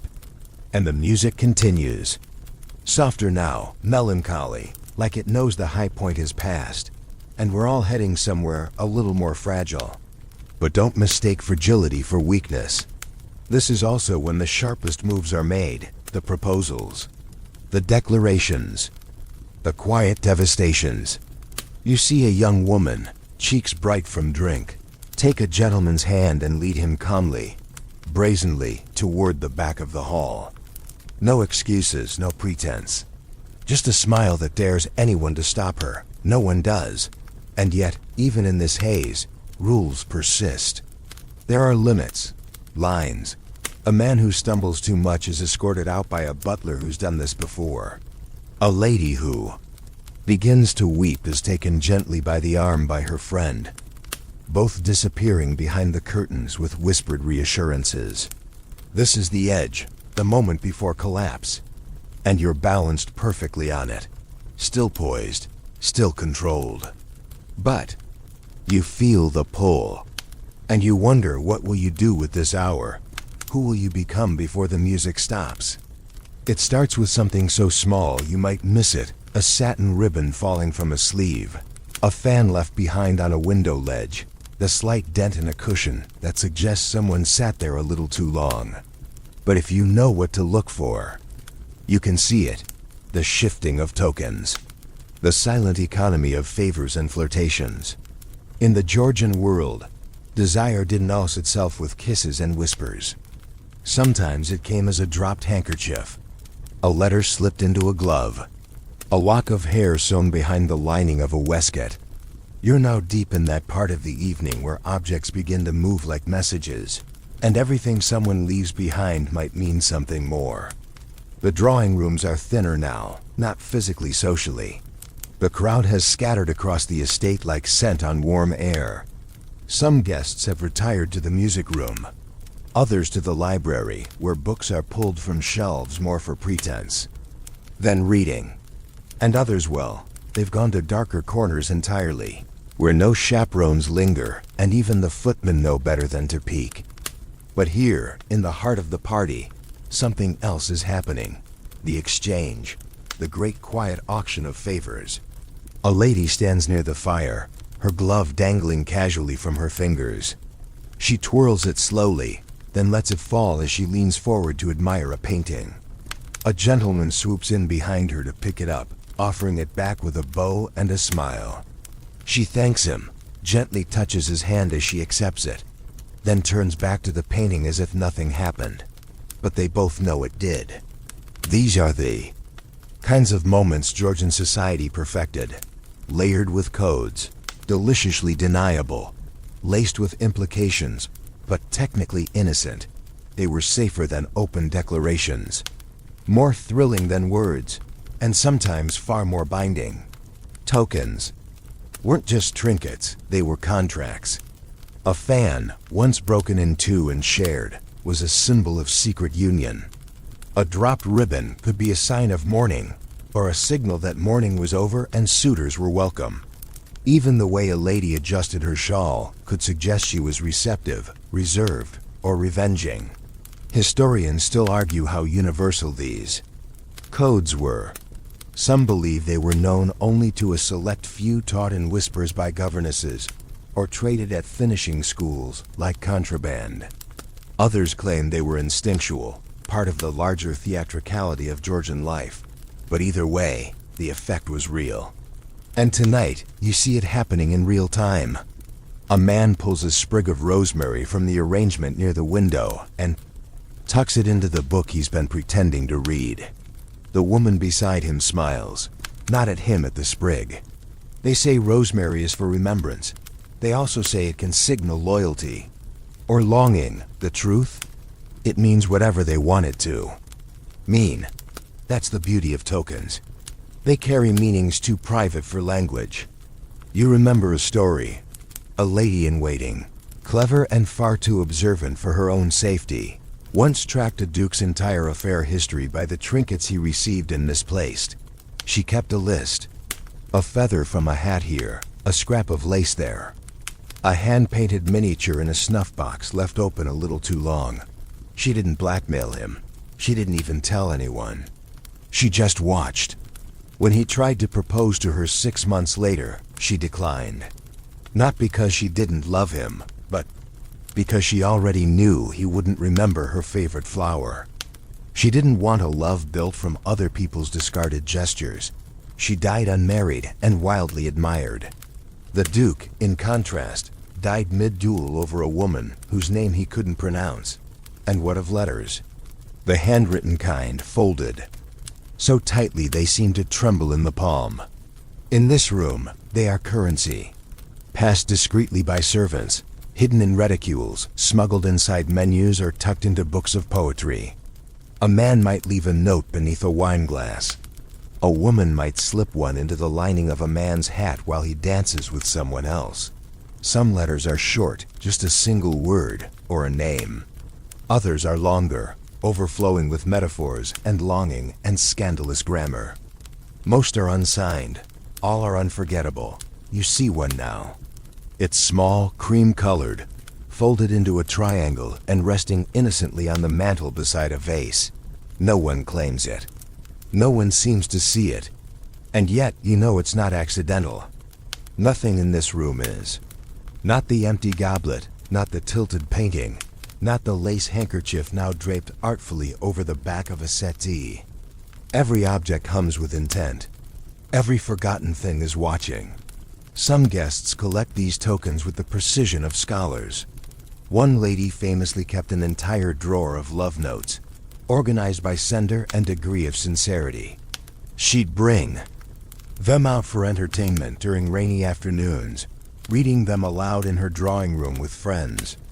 A particular favorite ended with the phrase, "If you cannot love me, at least let me touch your glove." She laughed for a full minute. That glove, by the way, is still pinned to the bottom of the note. But there's danger too. A misinterpreted token could spiral into disaster. One notorious dinner ended in a duel after a gentleman mistook a shared handkerchief for a mutual declaration. The woman in question had simply sneezed. The man's honor was restored posthumously, which is a fancy way of saying no one cared once he bled out on the estate lawn. Such was the risk of symbols, so tonight, you're careful. You don't pick up the note, you don't chase the dropped fan. But you do watch, because you're learning. You're seeing how real affection, real lust, real alliance is never shouted. It's murmured in objects, in lace, in sprigs, in things left behind not by accident, but by design. You wonder what you might leave. And more dangerously, you wonder who might keep it. You almost miss her, just a flash of motion between the drapes and the decanter table. A slip of shadow with a tray balanced effortlessly in one hand and a message in the other. She doesn't speak. She doesn't need to. She's one of the maidservants, part of the architectural elegance of the night, trained to glide like smoke through conversations, to collect glasses before they clatter, to adjust curtains no one remembers being opened. But this one's different. You feel it. Not in her silence, but in her eyes, sharp, alert, scanning every guest like she's reading a ledger of secrets instead of serving wine. And when she passes the countess by the fire and discreetly drops a folded piece of paper into the embroidery basket beside her, you finally understand. She's the real host of this party. Or at least, the one who knows what's actually going on. Georgian dinner parties may have been orchestrated by lords and ladies, but they were powered by servants. Specifically, the women in aprons and hushed voices who carried more than cutlery. They carried information. Every affair, every betrayal, every political alliance formed between pheasant and pudding passed through their hands first. They watched the dances, refilled the goblets, removed the evidence. And occasionally, like now, they delivered the most important messages of the night. Because no matter how many dukes swirled through the drawing room in brocade coats and powdered wigs, it was the maidservants who heard the door click closed behind them. It was they who fetched shawls that had never been worn, replaced wine glasses left full, cleaned the stains no one wanted explained. And they remembered everything. Take, for instance, Nellie, a chambermaid in a certain Norfolk estate, who was said to have memorized the handwriting of every guest who passed through her mistress's home. She could identify a love letter's author with just a glance. She used this gift not for blackmail, but barter trading knowledge for protection, favors, quiet power. When the mistress fell ill, it was Nellie who decided which visitors were allowed at her bedside. And when the mistress died, Nellie inherited a ring, 3 gowns, and a diary full of blank pages that somehow told every story. Historians argue whether she ever married. Some believe she became a spy. Others think she wrote under a pseudonym and published 2 novels. All we know for certain is that no one ever called her just a maid again. Tonight, you watch the modern Nellies at work. One adjusts the position of a candelabra just enough to cast a more flattering light on a young lady whose marriage prospects depend on appearing luminous. Another intercepts a footman heading toward the wrong drawing room with a tray of sweet she. Redirects him silently with a single nod. And then there's the one you first noticed, who now kneels beside a guest chair to retrieve a dropped item, slipping another note into the gentleman's coat pocket in the same motion. You wonder what it says. You wonder who it's for. You wonder how many she's delivered. This is a network woven beneath the silks and powdered wigs, a web of invisible threads connecting the house from servants' quarters to chandelier. You don't see the roots, but you feel the pull. Because these women don't just carry information, they manipulate it, carefully, strategically, and sometimes, kindly. There's a story of a maid who saved a young debutante from ruin by intercepting a love letter moments before it was opened by her father. She claimed the letter had been misdelivered. She burned it herself. The girl never knew. The maid? She received a monthly allowance from an anonymous source until the day she died. It's tempting to think of these women as background figures, but only if you've never watched one tilt her head just so when passing by 2 whispering guests, or pretend to cough when someone's about to say something they shouldn't, or linger in a hallway to give someone 5 extra seconds to escape. Power in Georgian society didn't always wear jewelry. Sometimes it wore linen and kept a keyring. And in a world obsessed with appearances, these women saw everything stripped bare. They knew which lovers didn't touch, which enemies drank from the same cup, which politicians' votes could be bought with a single whispered phrase in the stairwell. And most importantly, they knew how to keep score. You notice now that one of them older, with silver threading her hair and the gait of someone who doesn't care about your titles, locks eyes with you. Just for a second, no smile, no nod. But somehow you feel seen, not as a guest, as a participant, as someone whose steps have been measured and noted, and maybe, just maybe, predicted. That's the unsettling part. Because if the servants are the true keepers of the night, then your performance isn't for the lords and ladies. It's for them. For the ones who'll talk about this evening, long after the guests have gone, when the wine glasses are rinsed, the music silenced, the fire gone to ash. They'll remember who slipped out through the east hallway, who left a fan on the balcony, who whispered to whom, and at what hour. They'll fold it all into quiet conversations in the scullery, or murmurs over laundry, or perhaps nothing at all, because sometimes the most powerful thing you can do with a secret is keep it. One final tale before the music changes again. A maid named Iris, known in the staff quarters as the Ghost, once served at a country estate infamous for its debauchery. She never spoke, not once, for 7 years. But she was always there, in the right room at the right time. A candle already lit, a shawl already waiting, a glass already refilled. Then one evening she disappeared, gone, no explanation, no trace. The mistress was distraught. 2 months later, a scandal broke involving 3 noblemen, a painting, and a missing necklace. At the center of it all, letters signed only with the word ghost. She was never found, but the letters, they kept coming. And some say she still writes.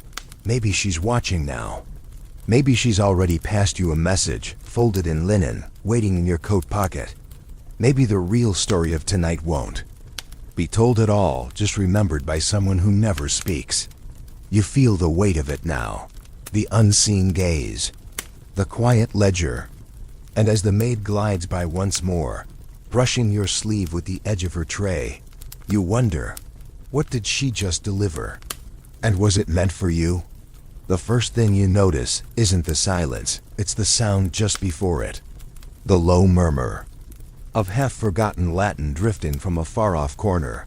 The clink of a glass too firmly set on marble, and then the unmistakable thud of someone laughing too hard, too late into the night. The music has slowed to a heartbeat. The candles are lower now, their wax spilling like secrets. This is the hour when philosophy arrives uninvited.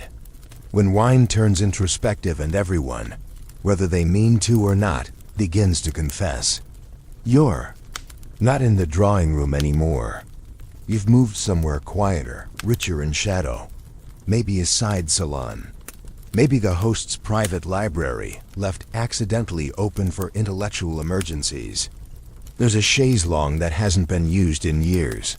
A few neglected busts of Roman statesmen glaring down at the decadence with silent judgment. And at least one book resting open on a page that's been dog-eared, for reasons no one remembers. This is where minds begin to spill. The dance is ended. The trysts have either happened or been shelved for later. Now comes the dangerous part, the talking. The real kind. Not flirtation, not innuendo, but the slow unraveling of people too tired to lie, too drunk to censor, too comfortable to retreat. Someone sits beside you, a man or a woman, or something in between. They ask a question that doesn't sound like a trap. Do you believe in love? You laugh. They don't. The conversation lurches, then flows like a riverbed rediscovering itself. And suddenly you're trading half-truths and ancient ideas. Quoting Voltaire, misquoting Rousseau, throwing Descartes into the fire and replacing him with something warmer, more dangerous. Around you, clusters of conversation ignite like little blazes. One guest is arguing about the soul. Another about the monarchy. Someone mentions the Enlightenment with a tone of weariness, like an old affair gone sour. And you realize slowly that this is more than just drunken talk. It's performance, yes, but also purge. Georgian society was obsessed with appearance. But beneath all that lace and lacquer was a restless intellect, a need to discuss and dismantle, and when no one was looking, to feel. And feeling? Feeling was treason. So they buried it in philosophy, in late-night debates, in wine-wet mouths murmuring about virtue and truth, and what it means to be free. You remember a tale from a Hanover estate, a mathematician turned baron, who once hosted weekly salons where the price of admission was a single question. Guests would arrive clutching their inquiries like passports. What is grace? Can one suffer with dignity? Is fidelity noble or cowardly? They would drink, argue, kiss, argue again. One guest reportedly left mid-conversation to duel someone over a disagreement about the metaphysics of pleasure. No one died, but someone lost an eyebrow. The Baron claimed it was the cost of enlightenment. You hear now a whisper behind you.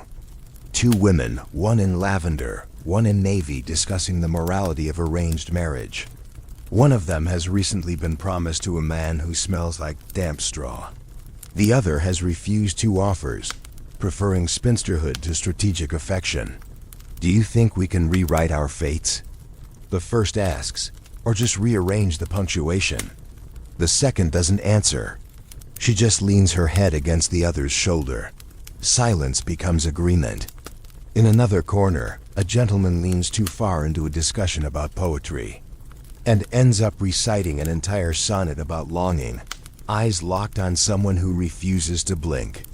You're not sure if they're flattered or trapped. That's the danger of this hour. It softens all the borders. Between thoughts and feelings. Between minds and bodies. Between the people we are and the ones we wish we could be.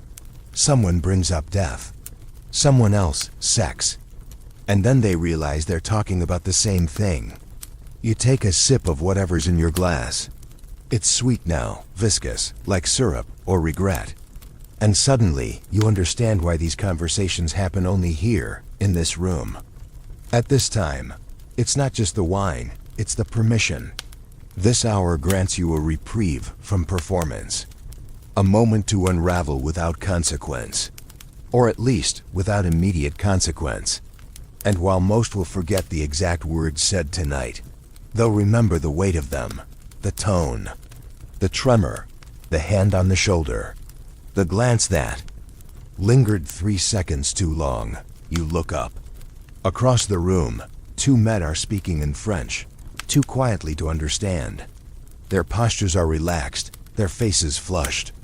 One touches the other's wrist, just briefly. It's not scandalous, not yet, but it could be. You look away. Not out of shame, out of respect. One more story before this moment ends. A viscount, bookish and pale, once confessed to a dinner companion that he feared dying without ever being truly known. The companion, rumored to be a widow, twice over-listened in silence. Then, without a word, she removed her glove and placed her hand over his. That was all, but he never forgot. Neither did she. They never married, never even kissed. But for 10 years they exchanged letters every month, filled with fragments of thought, philosophy, half-finished poems. He died young. She lived longer, kept every letter, buried with them. Tonight, you wonder if that could happen again. If in all this decadence and deception, someone might be speaking their truth hidden under layers of metaphor, but still beating, raw and real. Perhaps they're saying it to you. Perhaps you've already answered. The conversation beside you shifts to dreams. Someone admits to waking each morning with a feeling of dread they can't name. Another shares a recurring image of a garden full of doors that never open. No one laughs. No one interrupts. The music outside this room has stopped. The servants are quieter now. The house has settled into its bones. And you, here in this dim salon of confessions and collapsing defenses, feel yourself soften. Feel your masks melt, if only a little. And maybe, just maybe, you answer the question from earlier. Do you believe in love? You don't say yes, but you don't say no either. You just let the candlelight flicker on your glass and let your silence speak for itself. You step into the hallway and the air changes, cooler now, perfumed with cedarwood and wax, a little damp from the stones beneath your shoes. The silence here isn't empty, it's rich. And at the end of the corridor, lit only by 2 flickering sconces, you see her. Or perhaps you see them, plural. Because it's not just one woman leaning casually against a gilt-framed wall beneath a painting of Venus being fanned by cherubs. It's 3, each perfectly posed as if someone instructed them on how to look both noble and vaguely available at the same time. Their conversation pauses as you pass. Their eyes flicker toward you, then away, as though you are neither threat nor entertainment, but a reference point. A reminder that yes, this hallway is part of the game too. You turn your head toward the painting, soft pastels, rosy skin, swirls of sky, the classic Rococo dream. But as your eyes adjust, you notice something else. Venus isn't just lounging. She's staring straight ahead. Her lips parted not in passive bliss, but in something more deliberate. A challenge, a dare. And the cherubs? They're not merely fanning her. One holds a mirror at an angle so precise it reflects a sliver of the viewer's own eye, if they stand in just the right place. It's art as a trap, a slow realization that you're being watched through the watching. And now, like a curtain pulling back, you realize you've been surrounded by erotic symbolism this entire evening. It's in the wallpaper, where vines twist too suggestively around marble columns. In the moldings, where muses with loose robes recline in ways that would give modern museum curators a collective heart attack. In the statues, yes. Even that innocent-looking bust of Apollo near the stairwell carved with abs. That seemed too lovingly polished by generations of cleaning staff. This isn't accidental. Georgian interiors weren't just spaces to eat, dance, and drink. They were theaters of suggestion. And the most powerful language in them wasn't spoken. It was embedded in the furniture. Because when you couldn't talk about desire directly, you let it bleed into the upholstery. Take the drapery. Heavy velvet folds that mimic the folds of flesh, ruched and pleated in ways that evoke disheveled beds more than royal formality. Or the chandeliers dripping with crystal, yes, but also designed to draw the eye upward, toward The ceiling paintings where gods wrestle, embrace, and occasionally grope one another in full view of dinner guests. It wasn't lewd. Not officially. It was allegorical. Acceptable. Until it wasn't. In one famous estate, a mural of Diana bathing, painted across the ballroom ceiling, caused enough social discomfort that the hostess was forced to order a gauzy silk veil draped across the entire painting, supposedly to soften the light. Everyone knew better. The veil became more famous than the painting, and when it was removed 20 years later, the faded silk bore an imprint of the goddess's outstretched hand, like she'd reached down and claimed the scandal for herself. This is the aesthetic of desire in a society addicted to discretion. Sex was hidden, but not absent. It was coded, carved, painted, whispered into architecture. The balustrades shaped like vines twining together. The footstools carved with scenes of fawns frolicking just a little too enthusiastically. The mirrors, always the mirrors angled to reflect necklines, wrists, the back of someone's head turned just enough to tempt. Historians still debate whether Georgian erotic design was deliberate or simply a byproduct of the Rococo obsession with sensual excess. But those historians probably never walked through a gallery filled with velvet-covered chairs designed to leave dust on the backs of gowns in very specific places. One even claimed the Duke once commissioned a tapestry depicting scenes from Ovid's Metamorphoses with harmless elegance. The result featured a centaur mid-transformation with anatomy that shocked even the embroiderers. It was hung in the breakfast room.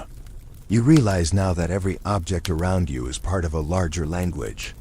The carved satyr on the balustrade isn't decorative. It's suggestive. The curve of the banister feels too smooth, too deliberate. And when you touch it casually, just to steady yourself, you realize your hand is resting on what might generously be interpreted as the thigh of a bacchante.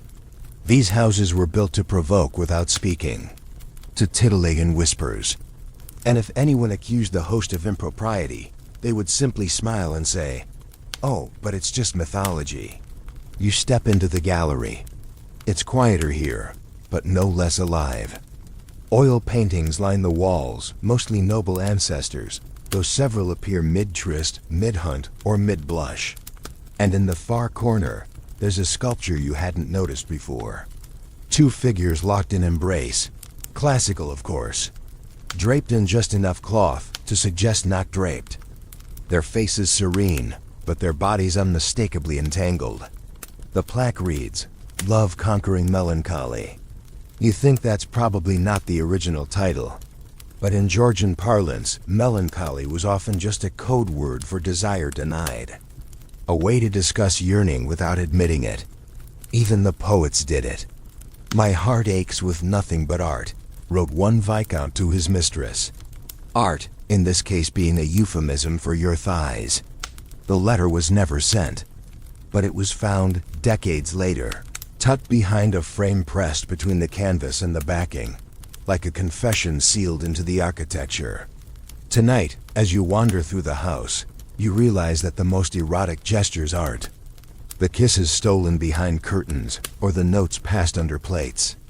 They're the ways this building was made to hold secrets, to cradle lust in wood and stone. This isn't just a house. It's a seduction engine, and it's working. Because now, when you sit on a brocade settee, you feel its curve differently. When you touch the cold marble of a statue's hand, you wonder what other hands have touched it too. And when you glance again at Venus, lounging above the hallway, you see her expression more clearly. She's not daring you. She's inviting you. To see, to interpret, to play. Because here in this gilded trap, even the art is watching. And nothing is ever just decoration. You hear it before you feel it, an almost imperceptible hush that sweeps the room like a phantom draft. As if every candle has drawn breath at once and is waiting to see what happens next. The flirtations have ripened. The laughter has softened into something slower, heavier. And now, around the parlor and behind half-drawn curtains, eyes are darting not to faces, but to stomachs, to rings, to lineage. Because this is the hour. where things stop being romantic and start being dangerous. You're not in a love story anymore. You're in an inheritance crisis. Welcome to the true erotic sport of Georgian society, parlor politics, where every whispered compliment masks a land grab, every flirty glance carries the weight of a family title, and every potential lover is either a stepping stone or a catastrophe with legs. Tonight's drawing room has grown quieter, but it's not out of fatigue, it's calculation. The couples who snuck away to the conservatory are now returning, a little pink in the cheeks, a little tousled but composed. They're not ashamed. They're strategic. Because here, every tryst comes with consequence. Who you touch might decide who your children marry. Who you insult could cost you a parliamentary seat. Who you promise a dance and fail to follow through might undo your entire estate settlement. And that's just the stuff above the waist. Across the room, you see a viscountess toying with a ribbon, not because she's nervous, but because she's reminding her audience that her dowry came with shipping rights. Her husband is chatting with a younger woman who smells like new money and French perfume, and both of them know exactly what they're doing. This isn't flirting, this is maneuvering. You step aside as two gentlemen cross paths, each bowing with just a hair too much stiffness. Rivals, clearly. Not for love, for succession. And nearby, a woman in a sapphire gown lets her hand rest just long enough on the arm of a bachelor rumored to be heir to a collapsing estate. She's not interested in him. She's interested in his name and the land that comes with it. The land she'll quietly reforest and control after his inevitable hunting accident. That's not cruelty, that's planning. And if you think this is cynical, you haven't been paying attention. Georgian society wasn't romantic, it was reproductive chess. And the stakes weren't hearts, they were acres, alliances, and legitimacy. Especially legitimacy. One scandal, and an entire family line could be tainted. One bastard child, and inheritance rights collapsed like a souffle in a thunderstorm. Historians still argue how many peerage titles were quietly passed down to children who looked suspiciously like the stable boy or the visiting Italian painter.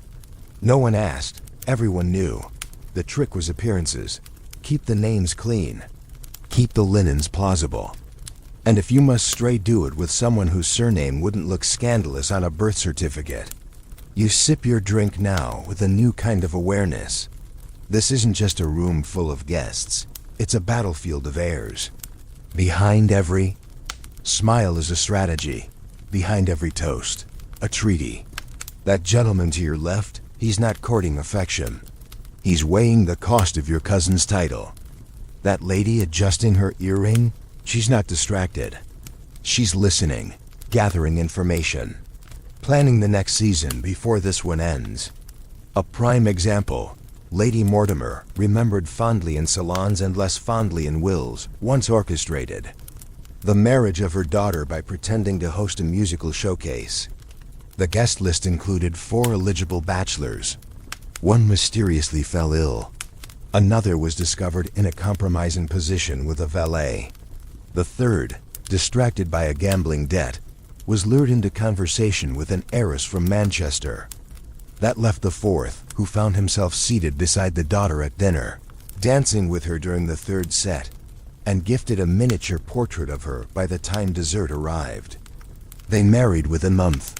No one ever proved Lady Mortimer's involvement, but she later wrote in her journal, "One must arrange the instruments before the symphony begins." Tonight, you see similar arrangements unfolding. Guests drift in pairs now, but their orbits are tighter. One couple leans close, but their conversation is less about poetry and more about property boundaries. Another exchanges cards, not calling cards. Land cards, sketch diagrams of woodland and streams. One woman, previously quiet all evening, now dominates a conversation about future shipping routes to India. Her father, it turns out, controls 3 ports. She smiles like a queen who's already signed the treaty.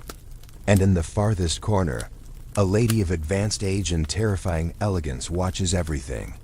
She doesn't move. She doesn't speak. But 2 footmen take her tea orders with military precision, and 1 duchess subtly corrects her posture when the woman looks her way. This, you suspect, is the true power in the room. Not the kings, the kingmakers.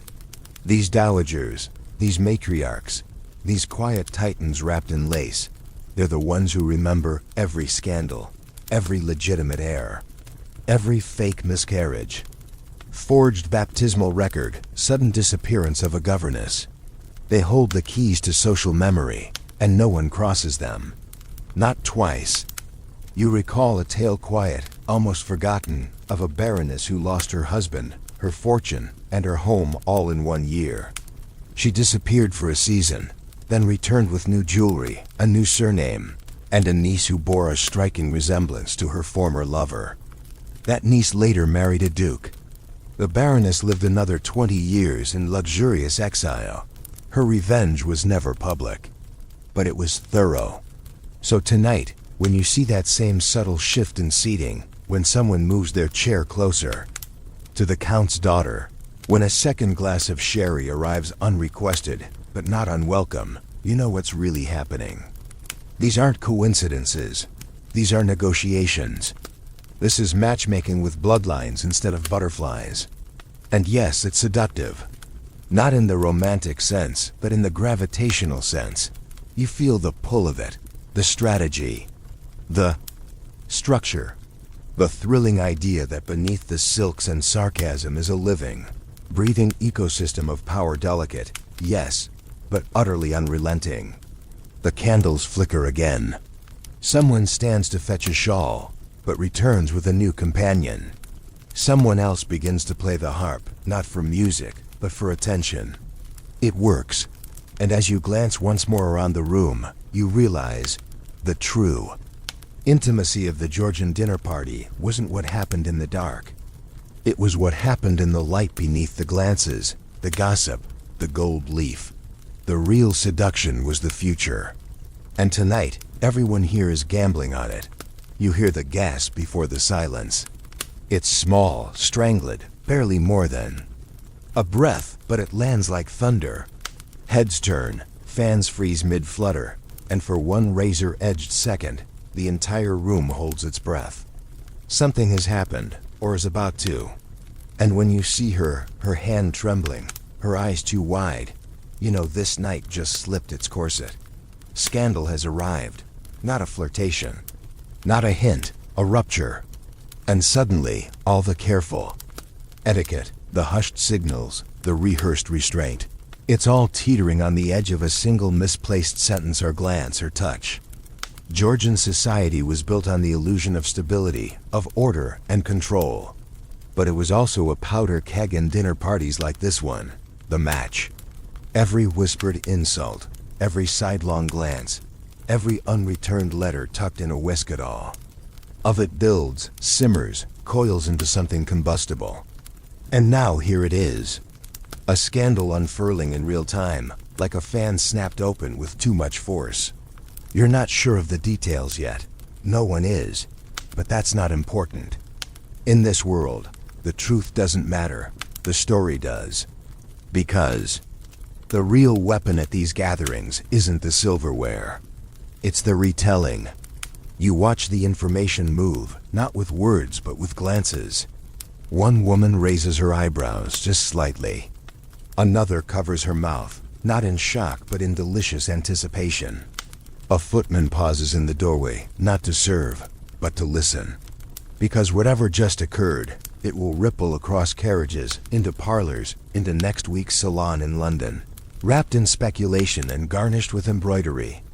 There's a story almost too perfect to believe of a scandal that began when a baronet's dog bit a duchess's ankle under the dinner table. The dog was removed.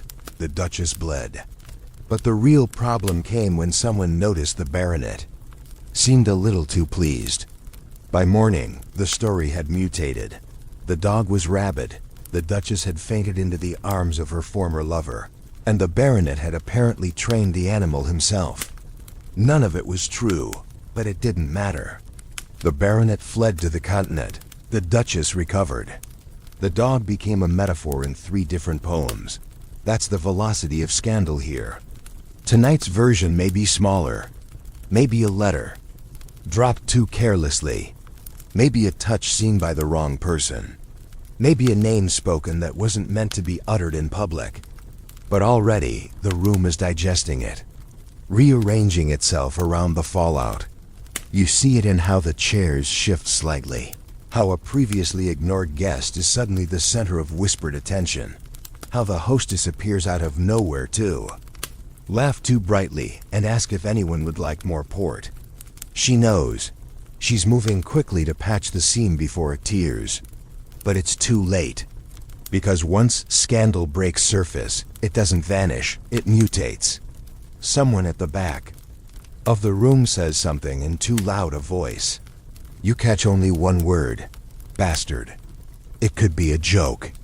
But nothing is ever just a joke at this hour. Especially not that word.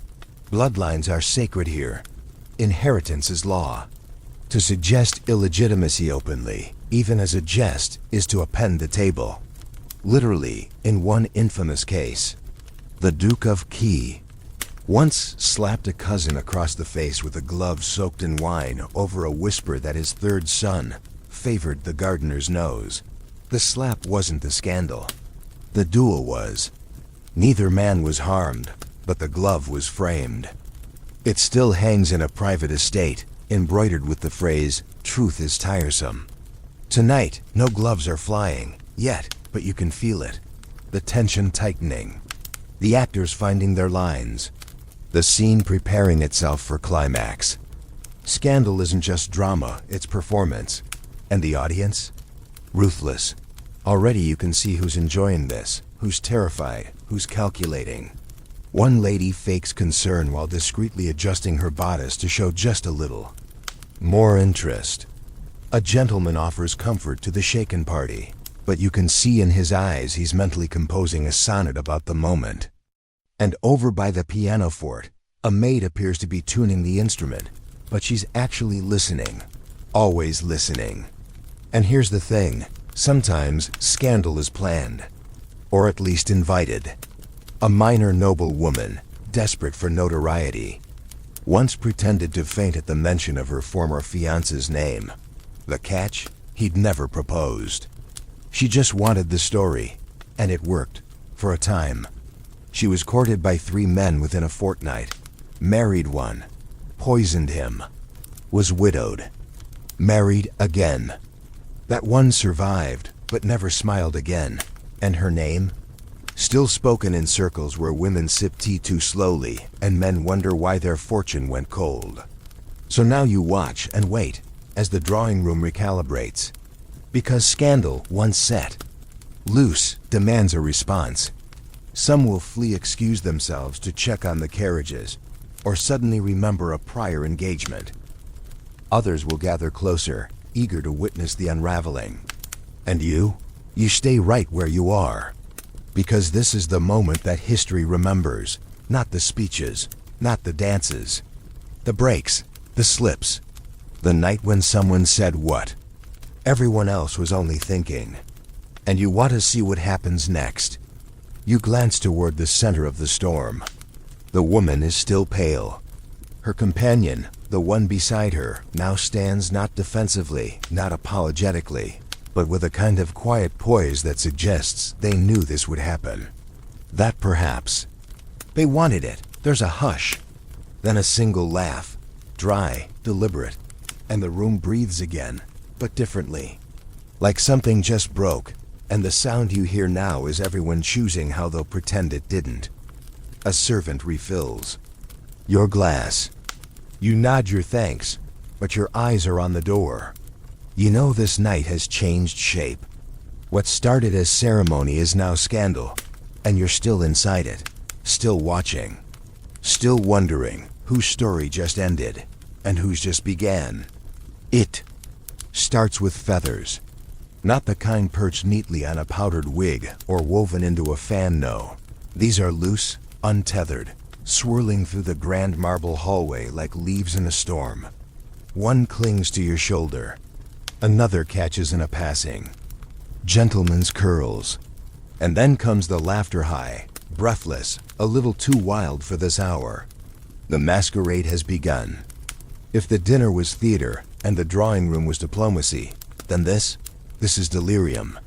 You step into the ballroom and immediately realize you're not supposed to understand what's happening. That's the point. The music is louder here. Lush with harpsichord and violins that sound slightly drunk themselves. Candles flicker behind colored glass, casting jewel-toned shadows that make everyone's skin look like velvet. And the masks, dear God, the masks are everywhere. Gold, crimson, black lace, bone-white porcelain.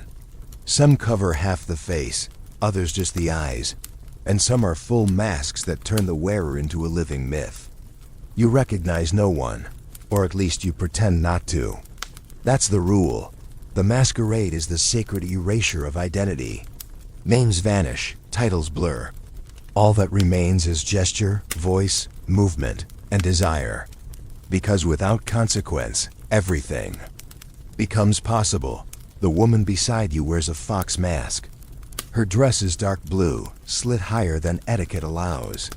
She glances your way once, and you're not sure if it's a dare or an invitation. Across the room, two figures waltz so closely their bodies seem fused, and no one steps in to chaperone. A man with a lion's face offers wine to a bishop. The bishop accepts. The bishop also wears a mask. And that's the delicious terror of it. At this hour, anyone might be anyone. Even you, especially you. The masquerade wasn't just a party. It was a purge. A chance to shed not just your name, but your entire social architecture. A viscount could flirt with a servant. A duchess could disappear into a curtain with a footman. A bastard son could kiss a count's daughter in the middle of a minuet. And if no one saw his face, who's to say it happened at all?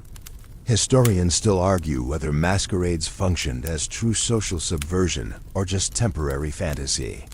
But tonight, under this ceiling painted with gods who look suspiciously like drunk aristocrats, it doesn't matter. This isn't justice. This is release. A famously wicked hostess once said, "The true purpose of a mask is not to conceal, but to reveal." She wore a raven mask for an entire season and never once admitted which scandals she orchestrated. Her enemies feared her. Her lovers adored her. Her husband never knew, or at least pretended not to. She died with the mask on. Tonight, the hostess wears no mask, but her smile is one. And around her, the guests orbit like moths too clever to admit they're drawn to the flame. Someone dances past you, and you catch the faintest scent of cardamom. Someone else brushes your shoulder and tucks a card into your hand, a playing card. The Queen of Hearts with something written in ink along the edge. 11:45. The green door. You don't recognize the handwriting. You don't know who gave it to you. And for some reason, you don't care. Because this is the magic of the masquerade. It frees you not just from society, but from yourself. You can choose to be brave, or cruel, or new. The woman in the fox mask is now gone. In her place, a man in a mask shaped like a sun, radiant and expressionless, begins to recite a poem in a voice so smooth you wonder if it's his or part of the act. Around him, people pause, listen, resume. The poem ends with the word, remember.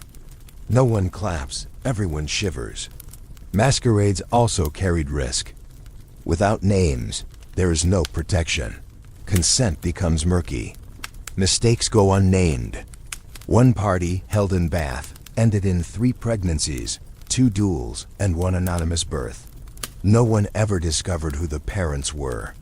But the child was born with a mole shaped like a fleur-de-lis, and for years afterward, guests whispered about which masked guest had possessed such a mark. Some say it was a prince, others a stable boy. The child grew up and disappeared into the Navy, or France, or politics. The story changes, but the mask remains, the symbol of what happens when people forget themselves too well. And yet, For all its dangers, the masquerade was loved, because it allowed honesty in disguise. A woman once declared her love in the middle of a masquerade by offering a man a rose dipped in ink. He declined. She vanished. Years later, he married a different woman, and on the morning of his wedding, received a rose in the post. Dipped in ink. No note, no sender. The past masked, but never forgotten. Tonight, you feel that energy. The potential in every glance, the electricity in the fabric of the room.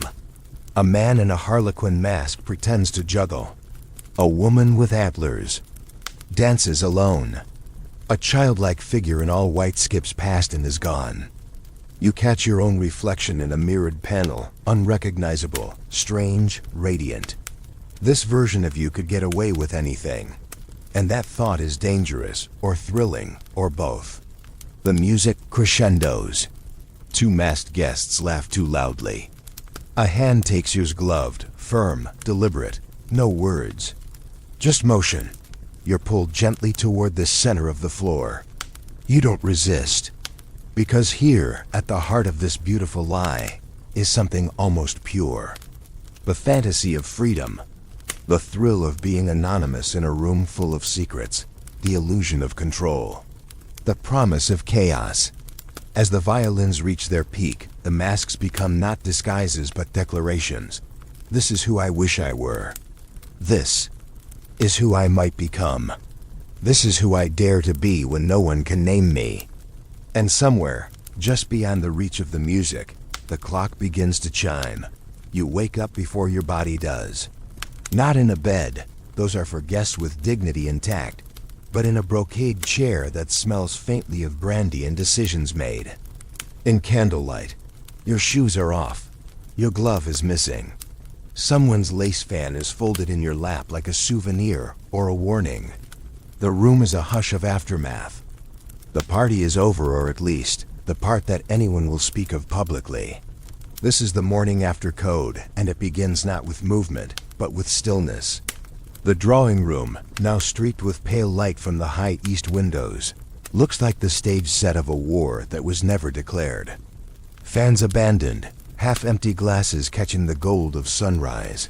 A lone wig discarded over the back of a chair like the scalp of an old identity. A servant, soundless, moves through the room with the precision of someone trained to make disorder. Invisible, he picks up a shawl, straightens a pillow, gathers a crushed note from beneath the harp bench and tucks it away, unread. Or so it seems. Because the truth is, this hour belongs to the observers. The ones who know how to pretend they didn't see. How to offer water instead of judgment. How to reset the scene without asking what was performed. You shift. Your legs ache from too much dancing or running. Your mouth tastes like wine and withheld confessions. But mostly, your head buzzes with one sharp thought. What happens now? Because this is where the true test of Georgian etiquette begins. Not in the excesses of the night, but in the rehearsed amnesia of the morning. Every scandal, every whispered promise, every mistaken identity must now be folded into silence. Like the linen napkins being retrieved from under tables. The mask you wore, vanished. The hand you held in the dark, back on the arm of their spouse. The note in your pocket, unreadable in daylight. You stand slowly, glance around, and find a few others emerging from the corners of the house like survivors. No one speaks right away. They adjust hairpins, smooth out sleeves, pretend they weren't crying, kissing, confessing. One gentleman yawns with operatic flourish and asks what time the carriage will arrive.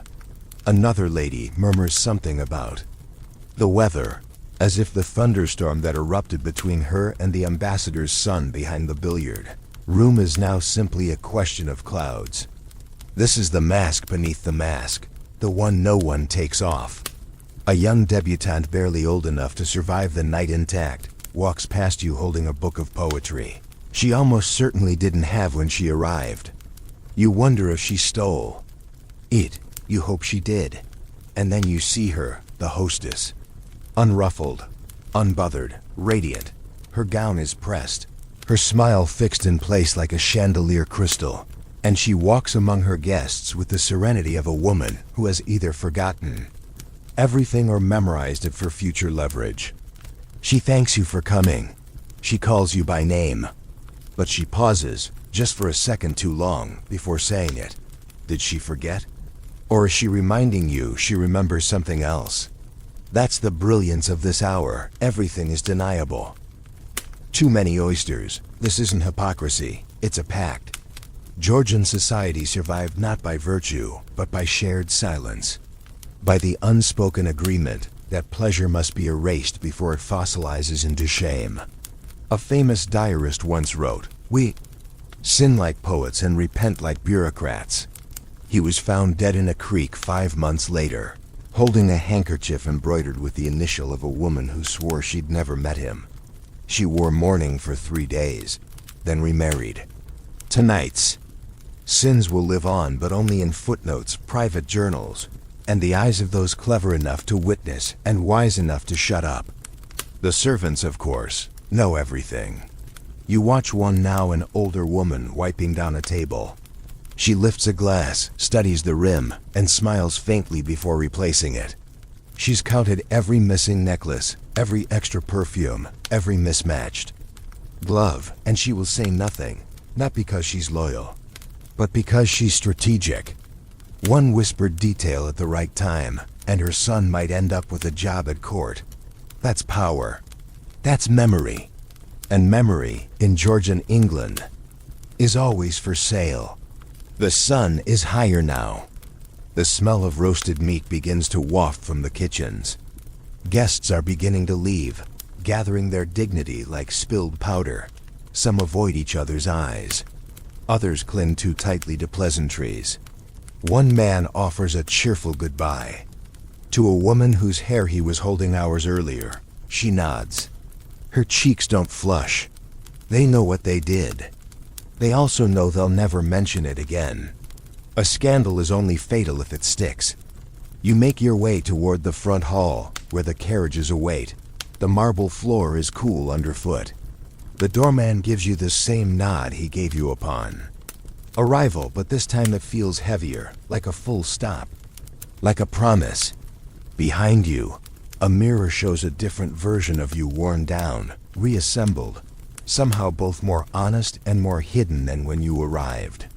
One final note before you step outside. A girl, maybe 13, maybe younger, rushes past with a tray of empty glasses.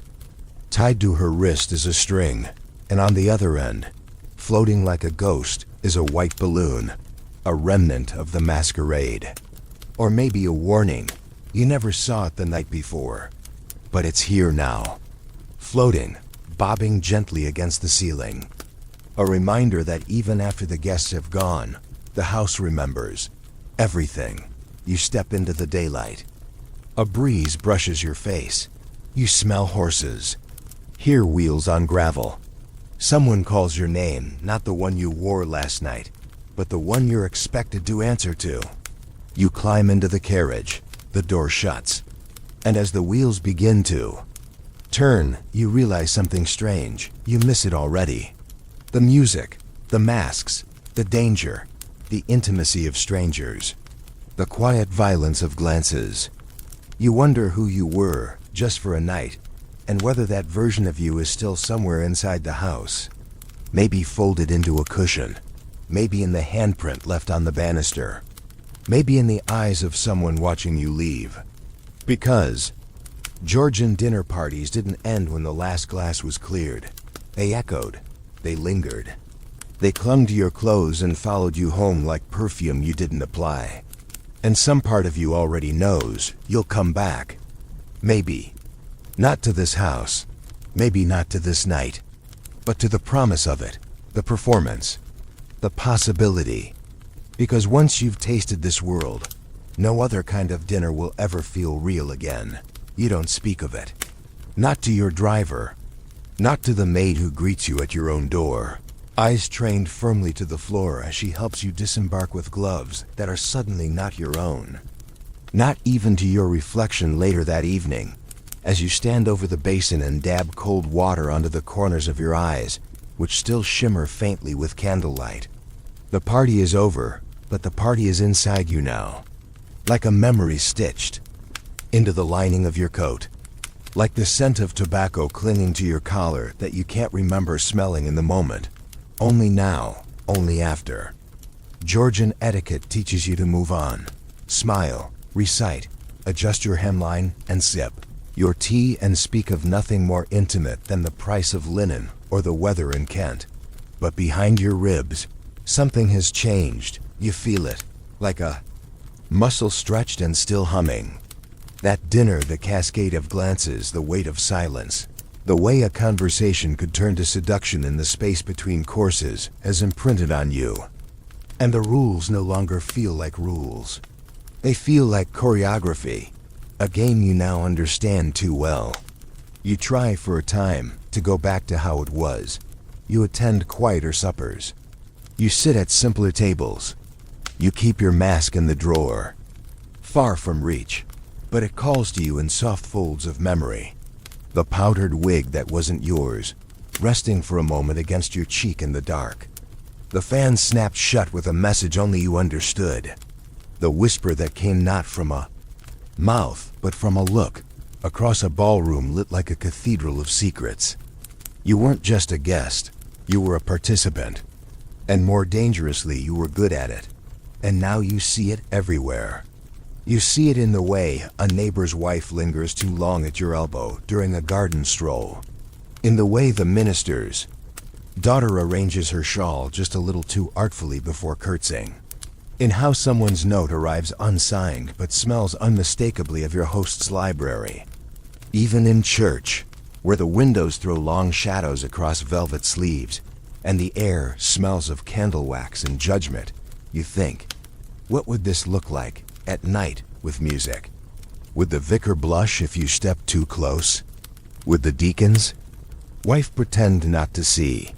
Georgian society was built on double meanings. And now that you've lived the second meaning, the first no longer satisfies. You begin to write. Not letters, not diaries, just thoughts, snippets, a phrase you heard in the hallway that you can't shake. The way someone touched a glass, and the heat it sent through your spine. You write it down, fold it away. You're not planning anything, you're remembering. Because the truth is, nothing else feels quite real now. Not compared to that dinner, that symphony of glances and deception, that performance where every player knew their line and still found ways to improvise. There's a story quiet, rarely told about a gentleman who, after attending a certain estate's spring masquerade, disappeared for 5 years, traveled to Italy, grew a beard, refused every invitation. When he returned, it was said he never again attended a formal dinner. He would dine alone, always at dusk, with 4 empty chairs placed around his table. When asked why, he'd reply, "Because they're still talking." When he died, a drawer in his writing desk was discovered. Inside, 42 place cards, each with a different name, none of them his. Some believe he fell in love and lost. Others say he learned too much, or too little. But most agree he never left the party, not really, and neither will you. Because the erotic etiquette of the Georgian dinner party wasn't just about lust. It was about power, identity, the game of being seen and unseen, of offering just enough to be remembered, but never enough to be pinned down. That dance has no final step, and the players never really exit. Even now, as you sit at your own modest supper table, watching the flame of a single candle curl into the air, you imagine what might happen if someone were to knock. If a footman arrived, breathless, with a sealed envelope edged in gold. If you opened it. If it said, "You are requested once again." Would you go? Would you risk it? Would you put the mask back on? Or have you already? Perhaps you never took it off. Perhaps none of us do.